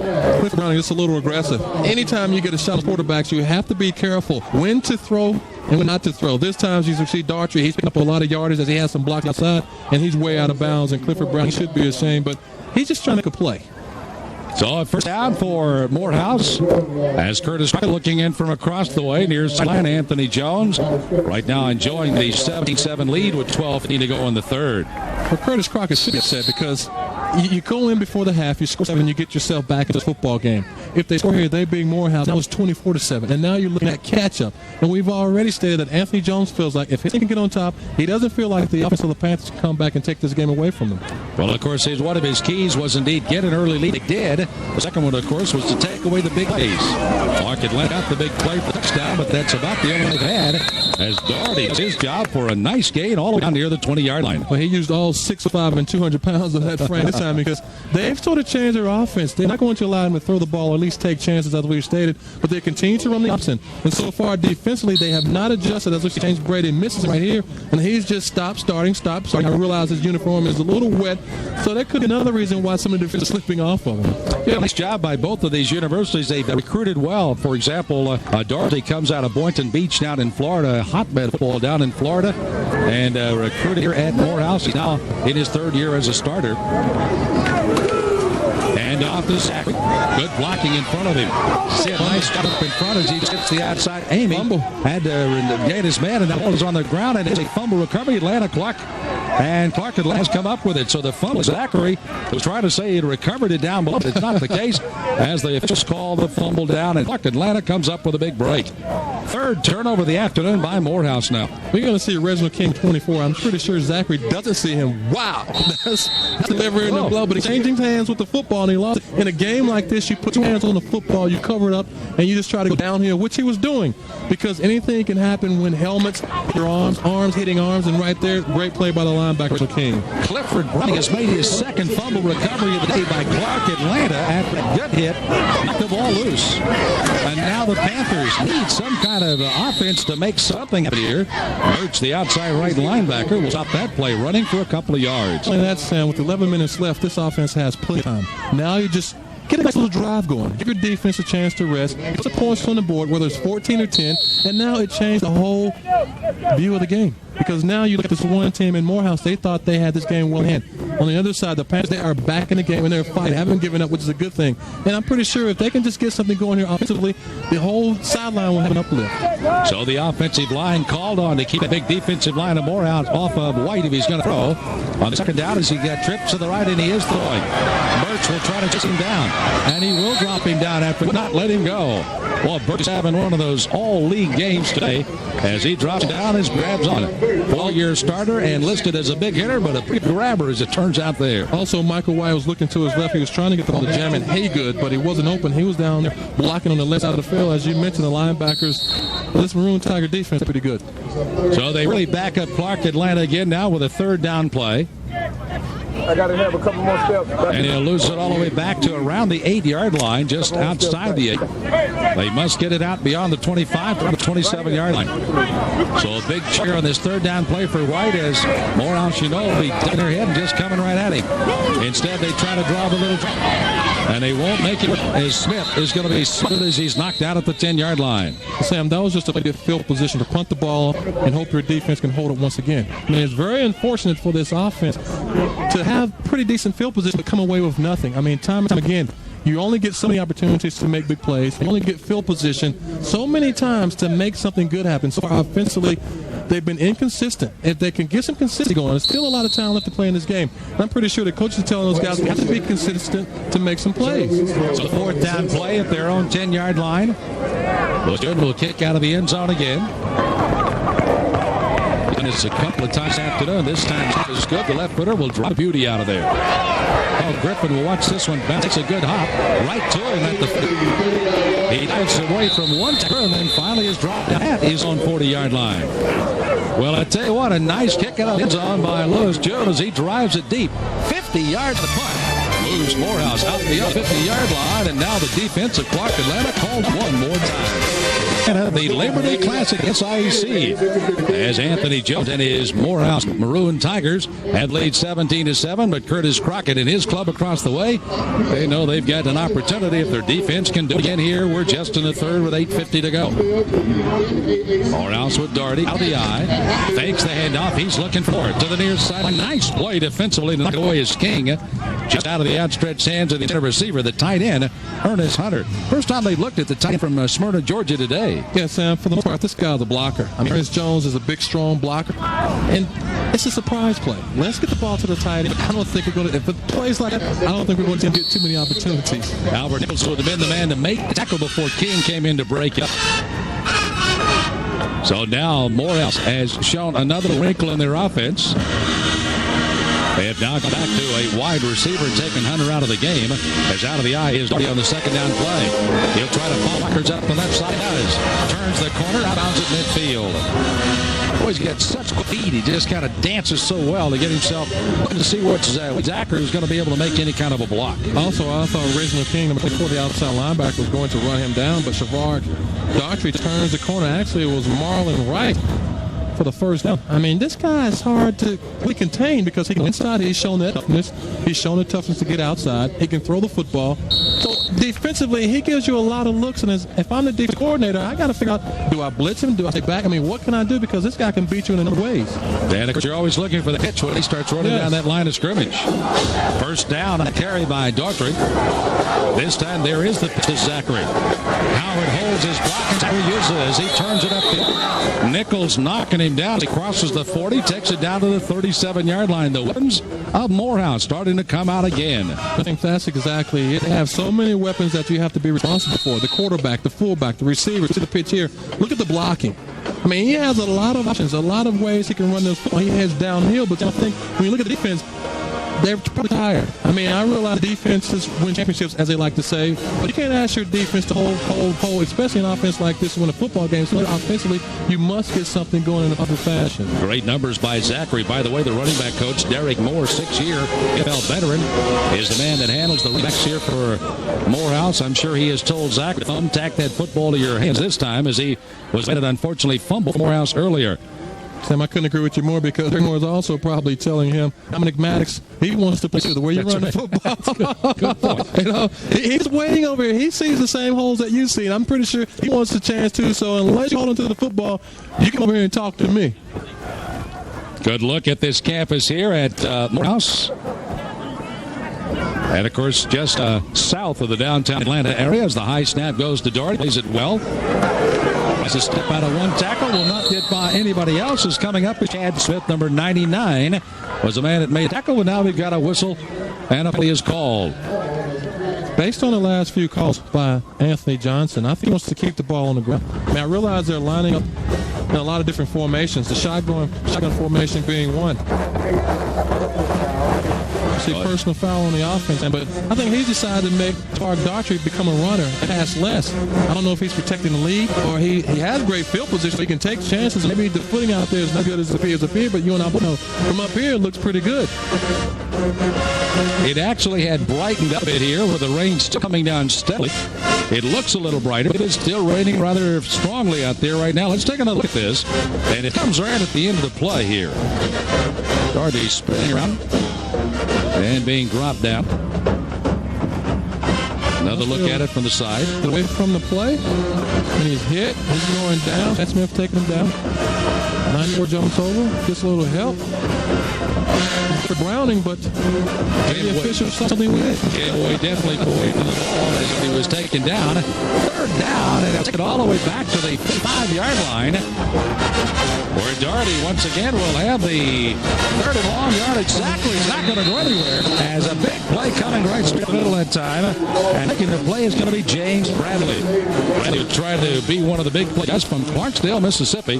Senior, 6'1", 227. It's a big play for Clark Atlanta there. Just when I thought they were tired, they come up with big So obviously they've got their second win and making plays on the defense. I mean, you cannot take anything away from this Clark defense. They played exceptionally well all afternoon. Now offensively, they should get decent field position. We'll see what happens. So the kicker, as Morehouse has to punt it away, Brandon White, young man out of Georgia, kicks it to the near side. Roll as it's down there. Not yet. Finally is. As the ball touched by Clark Atlanta, the field just says no, and that's where the Panthers will take over. We got 6:02 left to go at the end of the third. Our score is now 17, and Clark Atlanta with a football back 7. A chance to come back into the game. Return to a classic in a moment. Umbrellas have come in all shapes and sizes today. Some of those large, some small, but any way you can keep out of the rain, that's what they try to do here in Atlanta. Clark Atlanta has the ball. They take over. First and 10 to go. They're at their own 27-yard line. Another offensive series here for the Panthers. That one is going to be batted and intercepted. As the ball bounded up in the air and intercepted, blocked by the line of scrimmage, and finally knocked it. Patrick's the one that knocked it in the air. And coming in to make the intercept for the Morehouse Maroon is going to be Birch, the linebacker. Boy, there's a collaboration of guys. You talk about having a bad day. I mean, just a 3-step drop by Michael White, ball batted defensively. I mean, what do you say? This offense has been given opportunities, Sam. You only get 5 or 6 chances to make big plays. So far, they've been in position time and time again, and each time something has gone wrong. Robert Kilpatrick out of Washington, D.C., sophomore, 6 feet, used all of that stretch-out power there. And, of course, Birch, who's had a great day out of defense today, makes the intercept as the turn goes to Clark Atlanta. Daughtry swinging to the left, has to run for his life, looking for Howard, comes back to help him. Daughtry still on the move. And a nice play, stepping out of bounds, shot at 25, around 26-yard line. He may gain only a couple of yards, but ran about 45 or 50 yards to even get that one. Sam, that was just great athleticism. You had James Bradley going after him. You also had Chet Smith, Ryan Cooper. Nobody catch him. The last person being Clifford Browning. I mean, those are the type of plays that you have to make defensively to turn tide and to swing the momentum.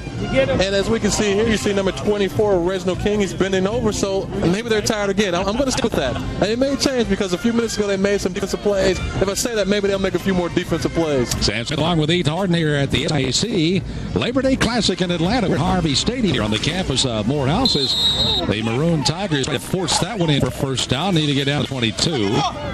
As they barrel their way down into the right side. And, of course, with Maddox and Zachary alternating at the tailback spot. Zachary getting the call there. Also, Clifford Browning, number 54, the middle linebacker. He comes up and makes the play. He's playing down on scrimmage. He plays off block, and that's what middle linebackers are supposed to do. Good job as the official spotted down at the 24-yard line, which makes it short by a couple of yards. 3rd down and 2. Rogers will be one of the wide receivers, flanked out to the left for Morehouse. And flanking out to the far side is Mack. They give it off Zachary. Zachary against the grain. He's at the 15, the 10, foot race to the goal. He gets down to the 1-yard line before he's rubbed out from behind. And again, the play made that time by Nichols, who was on the bottom of that sack. But a great run by Zachary again. Also great blocking. It's just a counter up to the right. He comes back. Actually counts up to the left. He's coming back to the right. He breaks a few tackles, dances a little bit. Then just run the football. I mean, this kid hasn't been touched.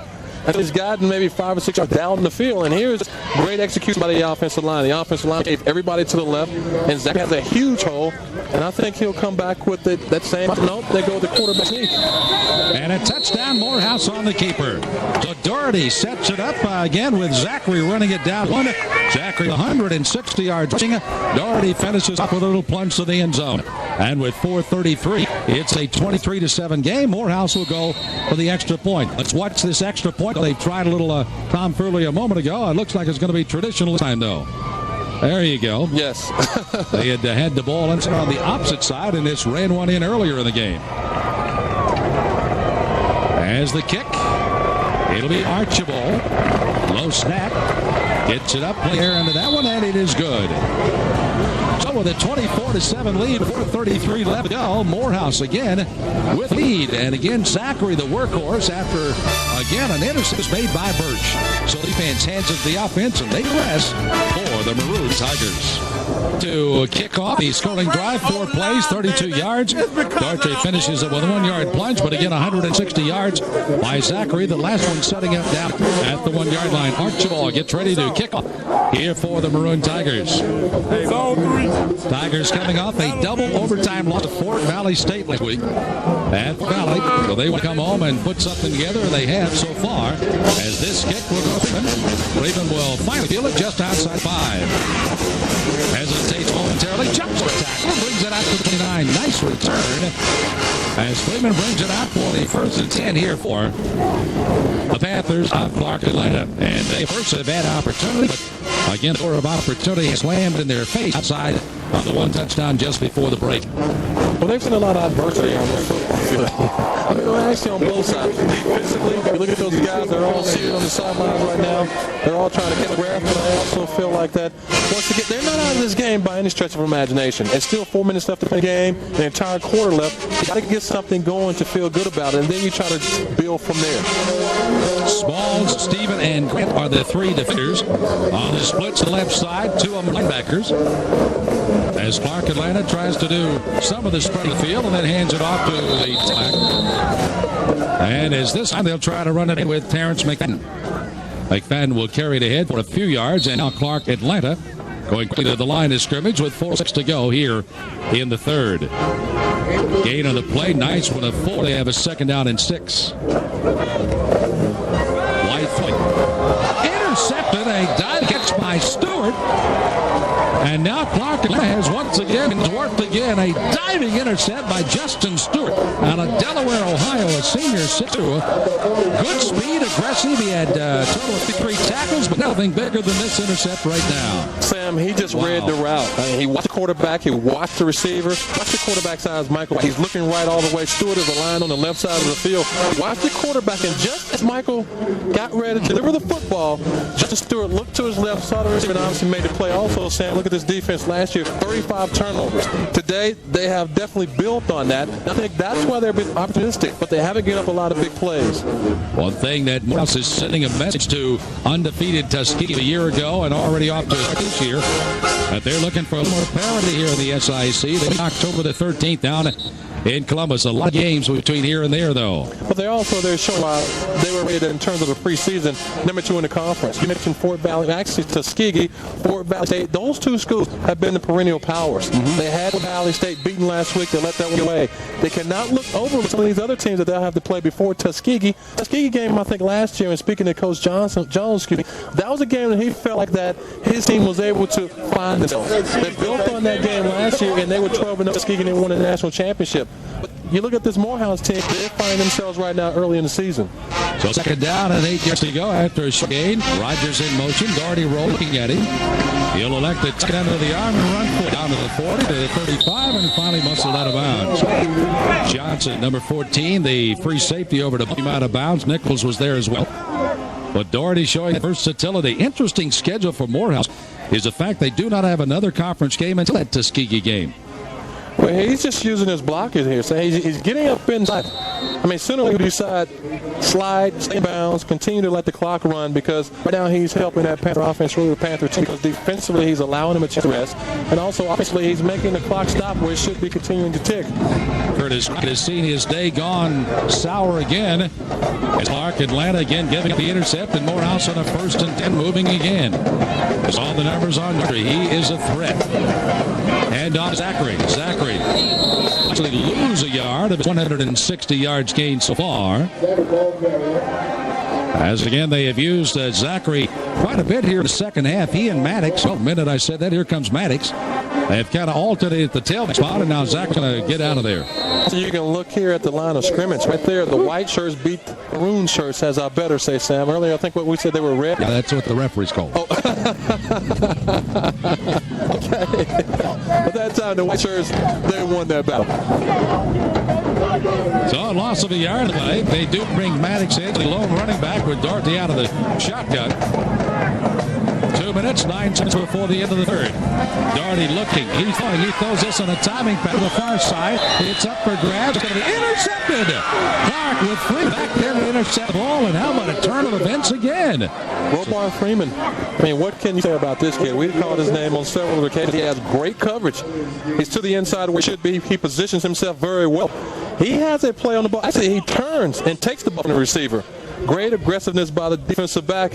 As we see both guys going for the ball, they're fighting for Robar Freeman. He wanted that ball. Defensively, those guys need a rest, Sam. We discussed about the offense as we see Savard. He's upset. He's trying to figure out what happened. But defensively, Robar Freeman, he won that battle. And the man intended receiver, and there was Marcus Hughes, experienced senior out of Los Angeles. Now it's 1st and 10 for Clark, Atlanta, but they are deep in their own territory. Trying to swing it outside, but again, they stringing that down the line of scrimmage has not been to their success so far, with McFadden being knocked down that time. Ronald Smalls, their fine at corner, an all-SIC performer, All-American of a year ago, coming up to make the stop out of Maryland, and only Maryland. Early in the game, this Panthers offense, they were very successful rushing the football. I think defensively, the Maroon Tigers, they've made adjustments. They've placed their linebackers closer to the line of scrimmage. Those guys have made plays all afternoon, and they're finding it very difficult to run to the outside. As you mentioned, Sam, they must go downhill. No gain on the play. Movement along that front line.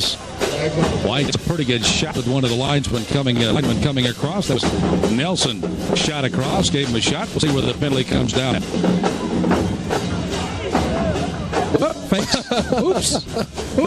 Oops, I can't do that. Nope, you got to let the ball go up. Yep, they got him on that play, Sam. They did, and let me say that is to Yari Sherwood. He was shaken up early in the game, the center for Clark, Atlanta. Yes. So he did come in on the last 2 series, and of course that was the center of the moment. Unfortunately, in the center of the spotlight by a little fake Yuri there, down to the 4-yard line now. So Clark Atlanta again with a second down. They need 14. Stack running backs.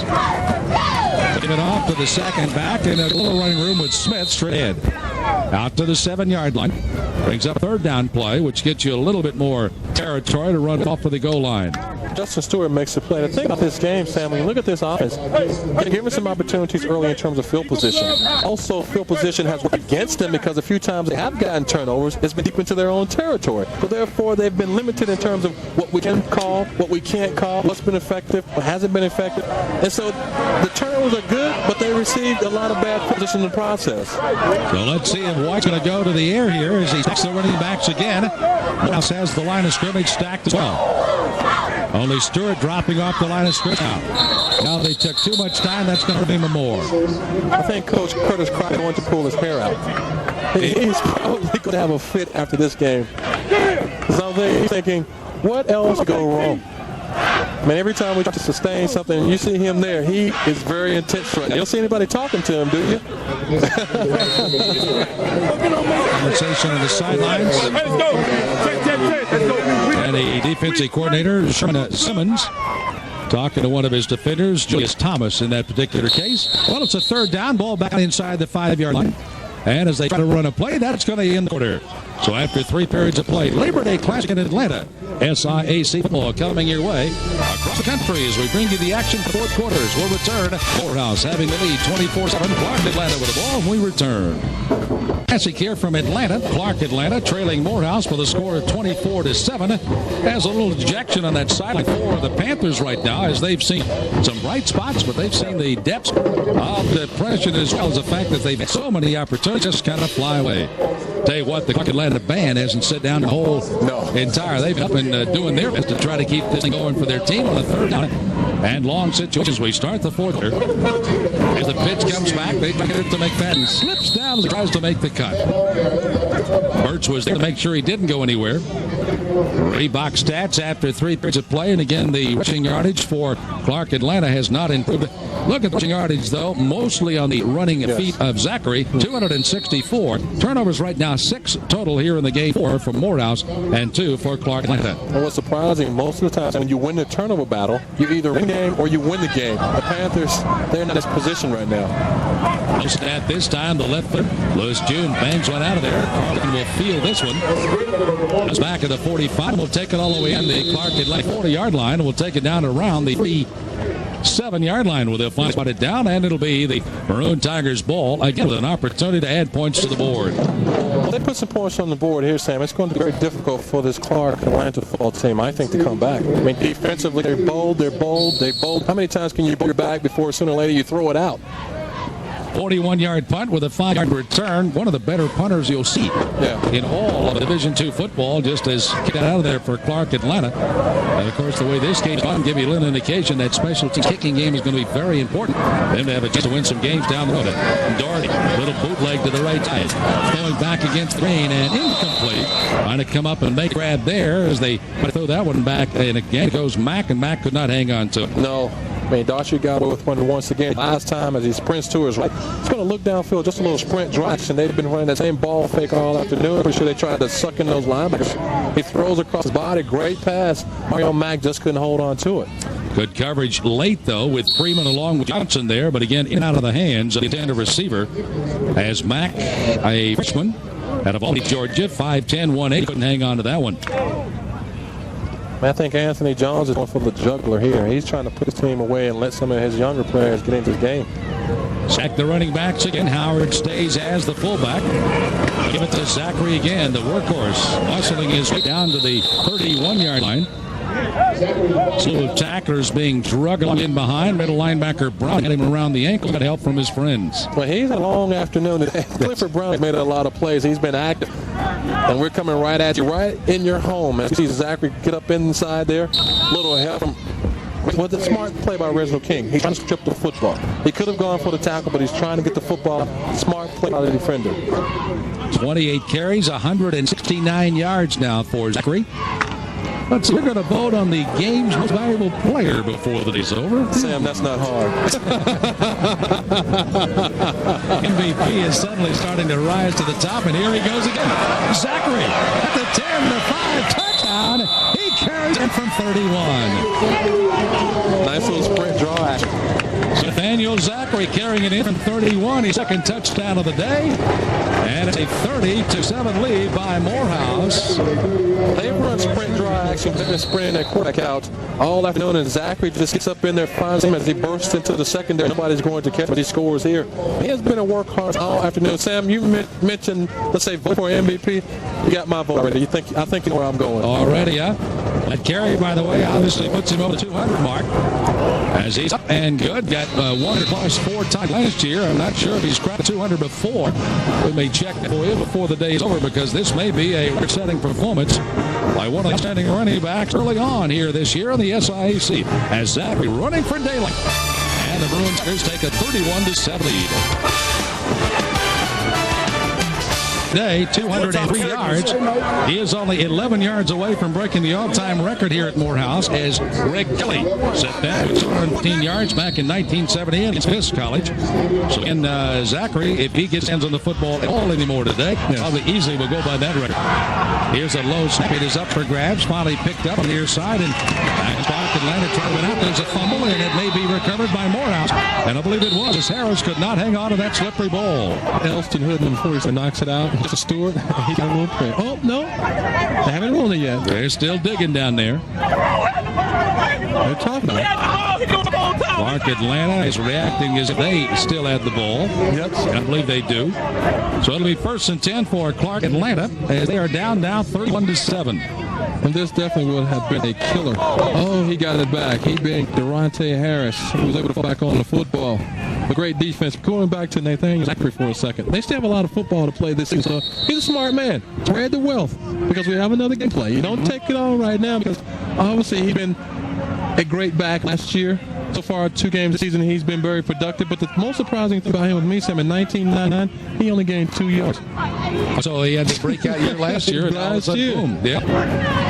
So as White trying to go to work, gives it off McFadden, and I tell you what, there's just not much room down that line of scrimmage. As guess who? Big John Grant, the All-American, makes the tackle. Number 50, young man from East Point, Georgia. John Wise selected to 2 All-American teams, and of course the All-SIAC team last couple of years. John Grant, one of the good ones in the league. White out of the shotgun, had not seen him there much tonight. Flares it out here on the near side, trying to get in the hands of Joshua Moore, or try to come back for it. He had plenty of coverage all over him. Had he been able to catch up, Chad Allen was right there on top of him. But on defense, all you do is pin your ear back and rush the passer, because you know that the Panthers have to throw the football. As we see here, Michael White throws the pass just a little low to Joshua Moore. So there's a concern, because in the secondary, you've already told yourself, do not let anyone get behind us. Keep everything in front of us defensively. It's just let the quarterback and have a meeting back here. Don't forget, our next SIAC telecast will be the Tuskegee Morehouse battle over in Columbus, Georgia. Should be a dandy, and that, of course, coming in October 13th. Here's a little look at pass to the far side. They got it.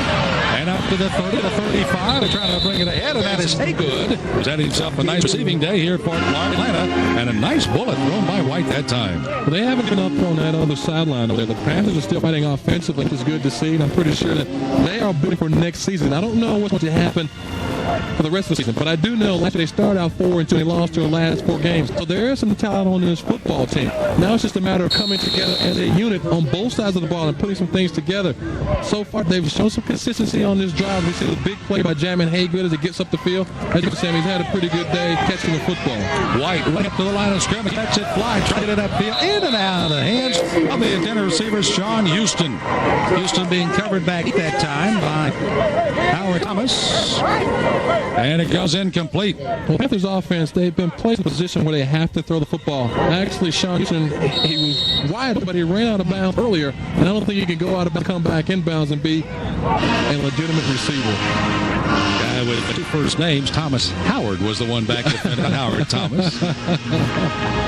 He was the one that was in the close proximity. Now second at 10 yards to go for Clark, Atlanta. Clock stops with a dozen minutes to go in the game. Plenty of time for the Panthers to do something if they can get it cooking here. They swing it out to Smith. Oh, what a nice good tackle. Knocking him down and doing a good job. Again, that same guy. This is Thomas Howard. Nice play because Kenny Smith was trying to put a move on him. I don't know if you can put that many moves on a football field, but just a little dump ball play to get the ball to him in the flat. And Thomas Howard, I should say, just coming over and making a play. Thomas Howard is a sure tackler, and that's why he's starting in that secondary. Boy, Smitty was just a step with making that one big time. Third down, they do gain 3 on the play. They're down, 11:20 to go in the game. Clark, Atlanta down 31-7. Thorne for Brook. This is a ball with touch there in it and out of bounds. Receiver had to come back too far. That course was to remain Zachary. There was nothing there. It was good coverage. And I think they're just trying to make something happen on offense. Anything to give this team something to go on for next week in the season. Because the Morehouse Tigers definitely have come out and established themselves. He is open very briefly. Thomas Howard was just a bad fellow. Zachary Jermaine, he tried to come back and make the play, but it just wasn't there. The ball was thrown too far out of bounds. And if you could find Quagmire on the football field, those guys just fell in it. That was right along the sideline. Long snap. Lewis June will bang one out of there again, and this kid can kick, I tell you, all the way back to the 15. That's going to be a nice string tackle that time as Paul Grimm was heading to the far sideline. And coming up to make the defensive stop, number 21 is Terry Reed. 48-yard kick, 2-yard return, but a nice kick again by Lewis June as he puts it down the field in an excellent kick for Clark, Atlanta. Well, Sam, Nathan Zachary is still in the game. I think he's going to get his 11 yards for 200. 11 he needs, yep. I think he'll get the 11 yards. 11 time, of course, 12 to go ahead as the all-time leading rusher for a single game in the history of Morehouse. But we got some new people coming in here for Morehouse as they try to give some other people some opportunities, and it's going to be Earl Carruthers. Carruthers, a junior at Fayetteville in Georgia, 6'3", 220, will be the new quarterback as he replaces Georgia in the lineup for Morehouse. But there's Zachary. Zachary pushing his way forward. That'll get him about 3 or 4. Marlon Thomas, Marlon Wright made an outstanding play. It was unblocked, but that's what you're supposed to do is make the play. I think they're trying to Zachary his yards because this kid by all rights should be out of the game, not because of the score at hand, but because he's a valuable part of this offense. You don't want to lose a guy like this because if you lose him now, will he be back when he gets a ski gear, as you mentioned, Sam? What about the other teams? Will he be back against Stillman next week? So you take a guy out of the game because he don't get hurt on the field like this game is out of hand, though. I would be surprised if he doesn't carry about 3 or 4 straight times and then any gone. He's going to gain much there. As a matter of fact, he'll lose a yard on that one. It'll bring up 3rd down and roughly about 8 yards, make it 7 yards to go. Well, I think A.J. Jones is really trying to get this guy to record because he's so close. And anytime you can put your name in the record books, you feel good about it. I mean, he's had an outstanding day. And to go out on top, as I'm pretty sure he will today, and if he can take the records with him, he can look back on this 5 or 10 years from now and say, hey, in the rain, we defeated the Clark Panthers, and I had over 200 yards rushing. I mean, once you get that name in the record book, it's a matter of how long will it stay there, but once it's there, you got to feel pretty good about your game on that particular day. Carruthers will be in the shotgun now, and that'll be Zachary just off to his left. A 3rd down, and they'll need about 6 yards to go here. And it'll be Carruthers will run it behind Zachary. Block won't get enough. Nice penetration by King, the linebacker, to upend him there and knock it down. And they'll have to kick all the way. Zachary will not get that yardage of the record on this series. Well, he may not get it at all. Well, I don't really think he'll come back. If he does, I'll be very surprised. So it'll be kick time here for Morehouse. Brandon White, who probably has one of the cleanest uniforms on the field because he hasn't been doing much today. Only his 2nd kick of the day by Morehouse. Actually, the 3rd kick, I believe. Howard, the short back. Steps into the pocket and kicks a beauty. Comes to the 40-yard line. We feel it there and back up field. And the Panthers bringing it ahead and bringing it out of there is Freeman. Freeman trying to bring it out of there. Ball straight ahead, and he does. He moves all the way down inside midfield, 48-yard line. So we get a tie with 8:51 to go. Still a sizable lead by Morehouse, 31-7. Lead Morehouse with the lead as we're in the 4th quarter. Clark Atlanta has just seen a 36-yard punt return, 12 yards of her. A good return, and as the mud is covering everything out there right now, Clark Atlanta trying to dust off any kind of non-scoring drive. They only won. That resulted in a touchdown just before the halftime on a pass in the end zone. 6 a few minutes till uniform will be off. We'll have taken a shower into the street, close close. And they are a little dirty right now. Michael White will be back in the shotgun here again for Clark Atlanta. Back into the pocket. The outlet to the far side to Hagan. Hagan trying to stutter for some gain, only about 5. On this offense, they got a few bright spots. Cameron Haygood has been one, as we see Mike White barking out the signals there in the 10 offense, trying to get something going 8 minutes left to play the game. I just don't know if it's enough time for them to come back and really make any noise and really scare this against this Morehouse team with a victory and come back and win. Out of that same shot, and now with a second down, and they did it, they gave him only 4 to play. White, same combination to Hagan. Same results for about the same 4. They'll need a third down. Not quite 2 for the first down, but it'll be close.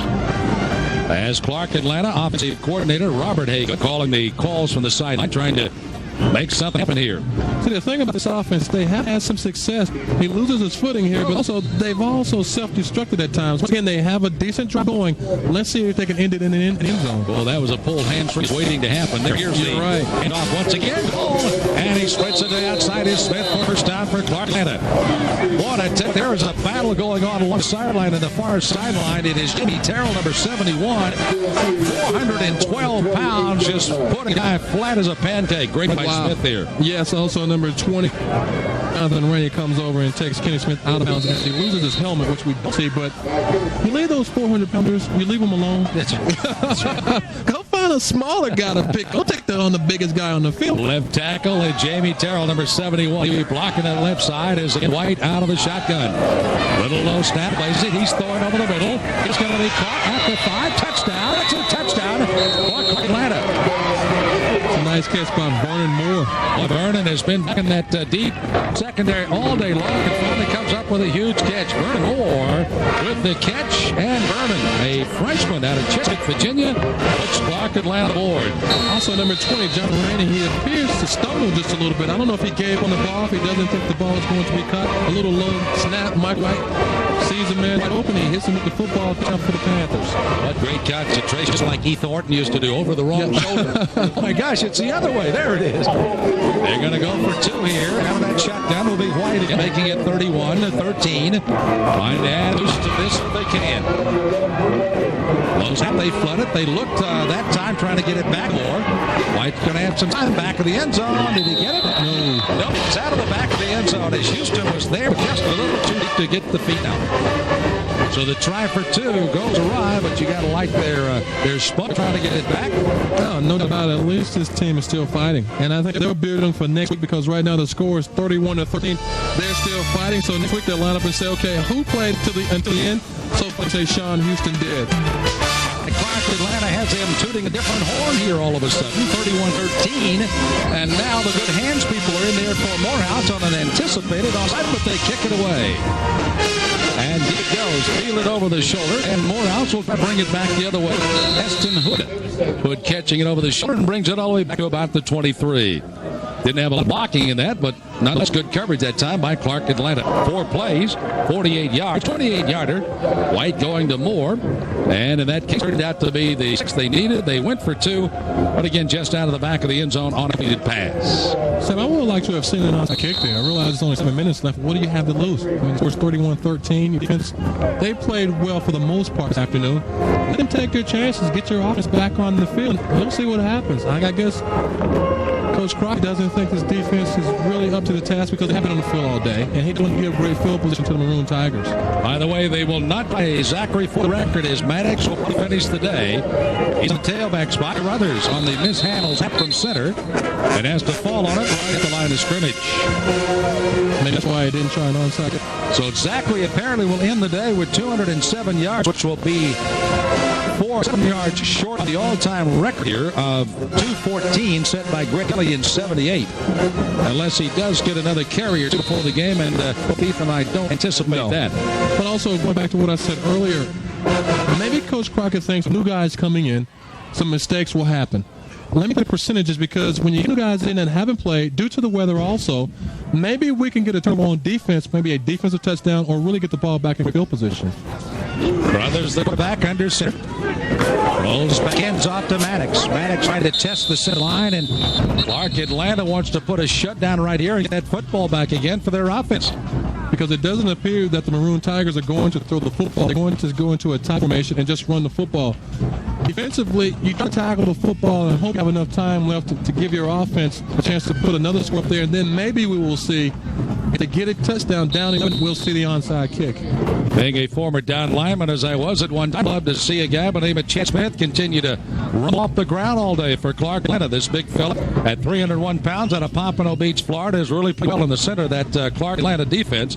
As one of the Panthers down and a injured right leg. Well, I think he's going to his left leg, sorry. It appears to be Arthur Johnson. It is the left. The free safety. Could be cramping. Back. It is a cramp in the back of that right thigh. I think he's cramping in both legs now. I mean, he's played an awful lot. He had an interception early in the game. Defensively, they've been on the field an awful lot. So sooner or later, it begins to take a toll on him. I mean, I hope he's okay. You don't want to see him down, especially on a day like this or any time. So as they administer it to Johnson, Daughtry is through for the day. You can see his flak jackets are off and hanging. Nice day by the quarterback, though, as this young man of Boynton Beach in Florida. All-SIAC performer, 3 years for Morehouse. No one more disappointed than he was when they lost in overtime last week. 9 carries for 61 yards and 1 touchdown. And, of course, he threw for, actually didn't throw for the other. He had a good day of passing, looking to try to make something happen in the passing game. They've run it so well, why not? For the most part, he's had an outstanding day rushing the football. And I think when you look at the game plan, the Tigers had intended to come in here and throw the football, give a chance to run the ball, pass the ball. The weather did not allow him to pass the ball, so he had to become a runner, and he was very effective, also scoring 1 touchdown. But he gives this offense so many options, and plus he has weapons to work with. You look at the receivers and the running back. He's someone that you have to take into account when you game plan defensively. Offensively, he comes away with win. Johnson's on his own steam going off for Clark Atlanta. 6 minutes, 4 seconds. The clock rolled back into motion here. Runs the quarterback for Morehouse. Little delay handoff. They give it straight ahead, and they'll get some more running room up to the 30-yard line. As Morehouse again goes with Maddox off the tail and gets the carry. This play has been very successful all afternoon. It's just a little counter to the left. They've been running a counter to the right with Zachary, and now Max comes in. And so far, I don't think he could go wrong by playing either one of the backs. I realize that Zachary is their number 1 guy, but Max also has some decent runs. As look at the punt team getting ready to go out there and kick the ball. Brandon White on this 4th down situation. They came a 3-yard shy. As they'll kick it back once again, and the deep man, the man had a nice return a moment ago. When Tiki Freeman is looking the sideline, and I'm not sure, but he has enough players out there. Morehouse is indicating they want a player out. They may have to burn a timeout, or Clark Atlanta may have to burn one. Morehouse has some players in the field. I was looking at how many Clark Atlanta had. They may have had too many, to be honest, really. 5, 6, 10. They had I believe 10. They did. They have 10? They were 1 short. The Morehouse complaining. You can see Anthony Jones also having a conversation with the officials, also having a conversation with some of his team players as well. You know, one of the things we were talking about when I talked to AJ is the fact that one of the things that might be lacking when he got here, certainly Doug Williams tried to instill it when he was here for the 1 year before going back to his alma mater, Grambling. A great move for him to get the Tigers back. But the one thing that he was trying to instill, and now AJ is carried, is you've got to have an attitude. You playing with the Oakland Raiders, I've been talking with the choir here, because that's what won games for Raiders so many years, was their attitude. No, you can't be us. And that's what he's trying to instill here. They lost some breaks at the start of last year. Games they probably should have won. Then when they lost to Tuskegee and went 4-3, they said, you know, we believe in the system. We believe you can win. And the rest is history. They won 4 in a row. Unfortunately, lost in the double overtime this year. But this is a club that's going to be reckoned with when this year is all over. Also, look at this, 1987 to get to the Super Bowl. He also played at South Carolina, actually coached at South Carolina State. I mean, definitely. So when you look at, I don't know about that one. That looked like it hurt. Raymond just turned inside out on that one. I hope that kid's okay. Coming down on the cover that time was Again, that good coverage time by the excellent kick team. But Brandon White is also down on the end of the field. There is a flag down there as well, so apparently there's going to be a rough for the kicker back there. Yes. But the man making the stop there was Brian Archibald. That, by the way, is their field goal kicker and plays on special teams. And he was on the cover to make the tackle. Well, this is definitely roughing the kicker. Yep. And you don't want to lose your kickers. I mean, kickers are guys that you have to take care of because anytime you get a new guy out there, anything can happen. As we see the returner here almost lose his legs, and Archibald, he's a field goal kicker. Do you want your field goal kicker down there taking chances? I don't think so. Well, again, they've had some opportunities to take a look at this punter and see if he's going to be okay. And he may be up and about. How much he'll be kicking, I'm not sure, for a while. Just to get back to that thought for a moment, with AJ in terms of his philosophy, the attitude, the determination, the work ethic, I spoke with him also, and he said Willie Jeffers has played a part with his mindset. Being in South Carolina State, definitely a successful program. We've also mentioned some of the coaches he has on his staff, professional football players who have become successful away from the game. So he has surrounded himself with a lot of good people. And you look at Willie Jeffers, two successful coaches, so he has a lot to build on when you look at where he has come from and what he's done. And he has definitely tried to instill that mindset into his ball players. So it's going to bring a 1st and 10 after that kick, as again the kicker penalty against Atlanta gives it back to Morehouse, and Carruthers will stay under center. 5:09 left to go. Pitch back. Maddox eludes one tackle as the arm tackle that time on the reach out by Thomas. Sean Thomas was not able to get down. They finally finished up as they get the 49-yard line. This team can be very thankful for the rush today because that's why they are probably going to win this football game. Because when you look at the line of scrimmage, they have dominated the offensive side. Defensively, I think they've done an adequate job. But anytime you can establish yourself along the offensive front, which they have today, more times than not, you normally come away with a win. Split receiver out to the far right side is going to be Marcus Hughes. They threw him earlier. But of course, they're starting with that Barker's in. Off first back through. And rolling and going is Surly. And he'll carry it all the way out as Travis says, this looks fun. 50 is 6-footer out of Stone, Georgia. Looked like he was rolling downhill there for a while. Hey, Sam, you remember Pete Johnson? Absolutely. Cincinnati Bengals? Absolutely. That's what you got here, 250 pounds of all man. I also remember the fridge looking a lot like that. What a nice hair. Spurley carrying deep into Atlanta territory down to the 20-yard line. And what a arsenal of backs Morehouse has shown today. Of course, the two tailbacks have been great, Zachary in particular. And Max is just a step behind. Howard has been a great blocking fullback, and now they bring in Spurley. Brothers. They give it up to the big fella again. The best thing about his runs is that holding on to the football. As we see, now it's starting to clear up, Sam. Now the sun appears to be peeking out just a little bit, and the game is almost over. That's all right. We've had an outstanding game anyway. Yeah, Robert Valley, commissioner of the SEC, out there doing that non-rain dance all day.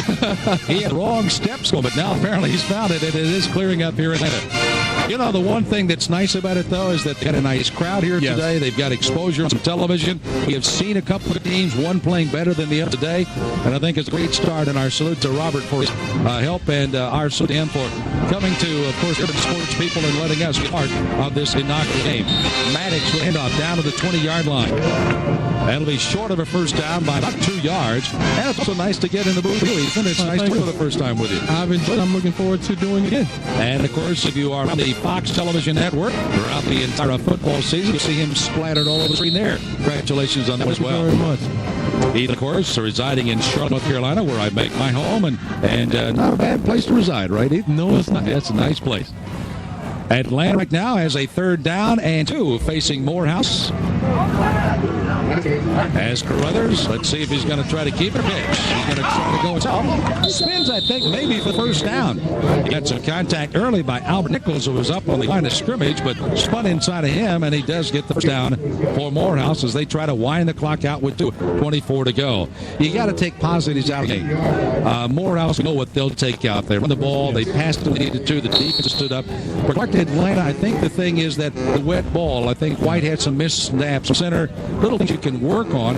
It's just been one of those days where football is not going to be, the football gods are not on your side today, I think. No. So that had something to do with that. No doubt about it, Sam. There are three phases to a football game. You have offense, defense, and special teams. Defensively, they have played well. Special teams-wise, they've covered their kicks very well, haven't had a lot of returns due to the weather. Offensively, they were just inconsistent. I mean, they were able to get turnovers, but the turnovers couldn't have been, I want to say, a bad thing for them from a standpoint of getting points, of bettering their field position, because they didn't always have a good position offensively. But to build on what they've done so far offensively, you have to look at good things. Let's say to the kids, if we can take all the negatives out of the offense, with the negative out of the things that have taken place, maybe we can put 3 on the board, or maybe 7 on the board, but we cannot go up and down the field and either turn the ball over or negate the positive things we've done due to mistakes or penalties. When you're able to throw the ball, we also saw that they had about 5 or 6 deep in their receiving core, which may pay dividends to Curtis now in the second play. They give it up to the big fella, and Spurley goes down inside the 9-yard line. Let's take a look at the most valuable player of the game. Let's see. I think we're going to go with that Zachary guy. What a game he had as he runs the ball in and again, gains 207 yards as Nathaniel Zachary just had himself a great day. That was the first score of the day as he tumbles in the end zone. And there's the numbers. 31 rushes, 6.7, and a couple of touchdowns. Way to go, Mr. Zachary. Congratulations from all of us here in the booth and from Klein as our MVP. I mean, the average per carry there is what impresses me. 6.7 yards a crack. I mean, that's 7 yards every time he touches the football. My, oh, my. And he was very, very unselfish. Trying to pass out to his Howard, the fullback, and a couple of those linemen when we took a shot of him earlier. Maddox will not get anywhere on this one on the third down, at least maybe not enough for the first down. And they'll back up near the 10 and make it a 4th down and 1 yard to go. I think you go for it. I mean, well, if they get it off, because 14, 13, 10. I think they'll just let it go. Let it go. By the way, one of the defensive linemen we made for Clark and Smith kind of struggling to get to his feet, and he will just run it up. Yes. So classy move there. Anthony Jones going to run another play, going to kick the field goal, but he won. The game is over. So Morehouse will come up with a victory, 31-3. It'll cut a bit into that series lead as Atlanta had led this series 46-30.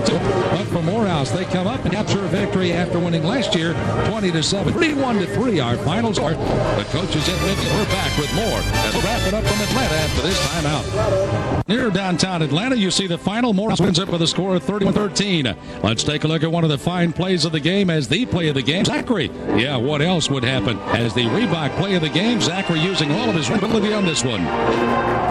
He rushed for daylight as he scores a couple touchdowns. That's our play of the game as he Morehouse get the victory with a score of 31-13. A big day on the Labor Day Classic with a big day for the Maroon Tigers and the Panthers here on our inaugural game for the SIAC.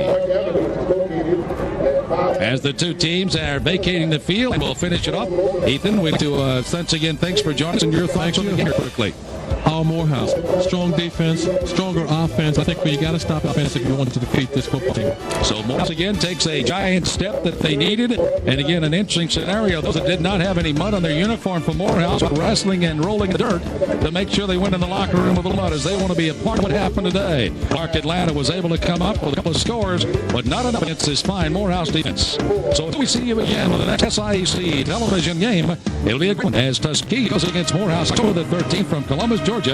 On behalf of us and Ethan Horton, this is Sam Smith. Thanks for joining us from Atlanta. Our final again, Morehouse 31 and Clark Atlanta 13. Till next time, so long, everybody.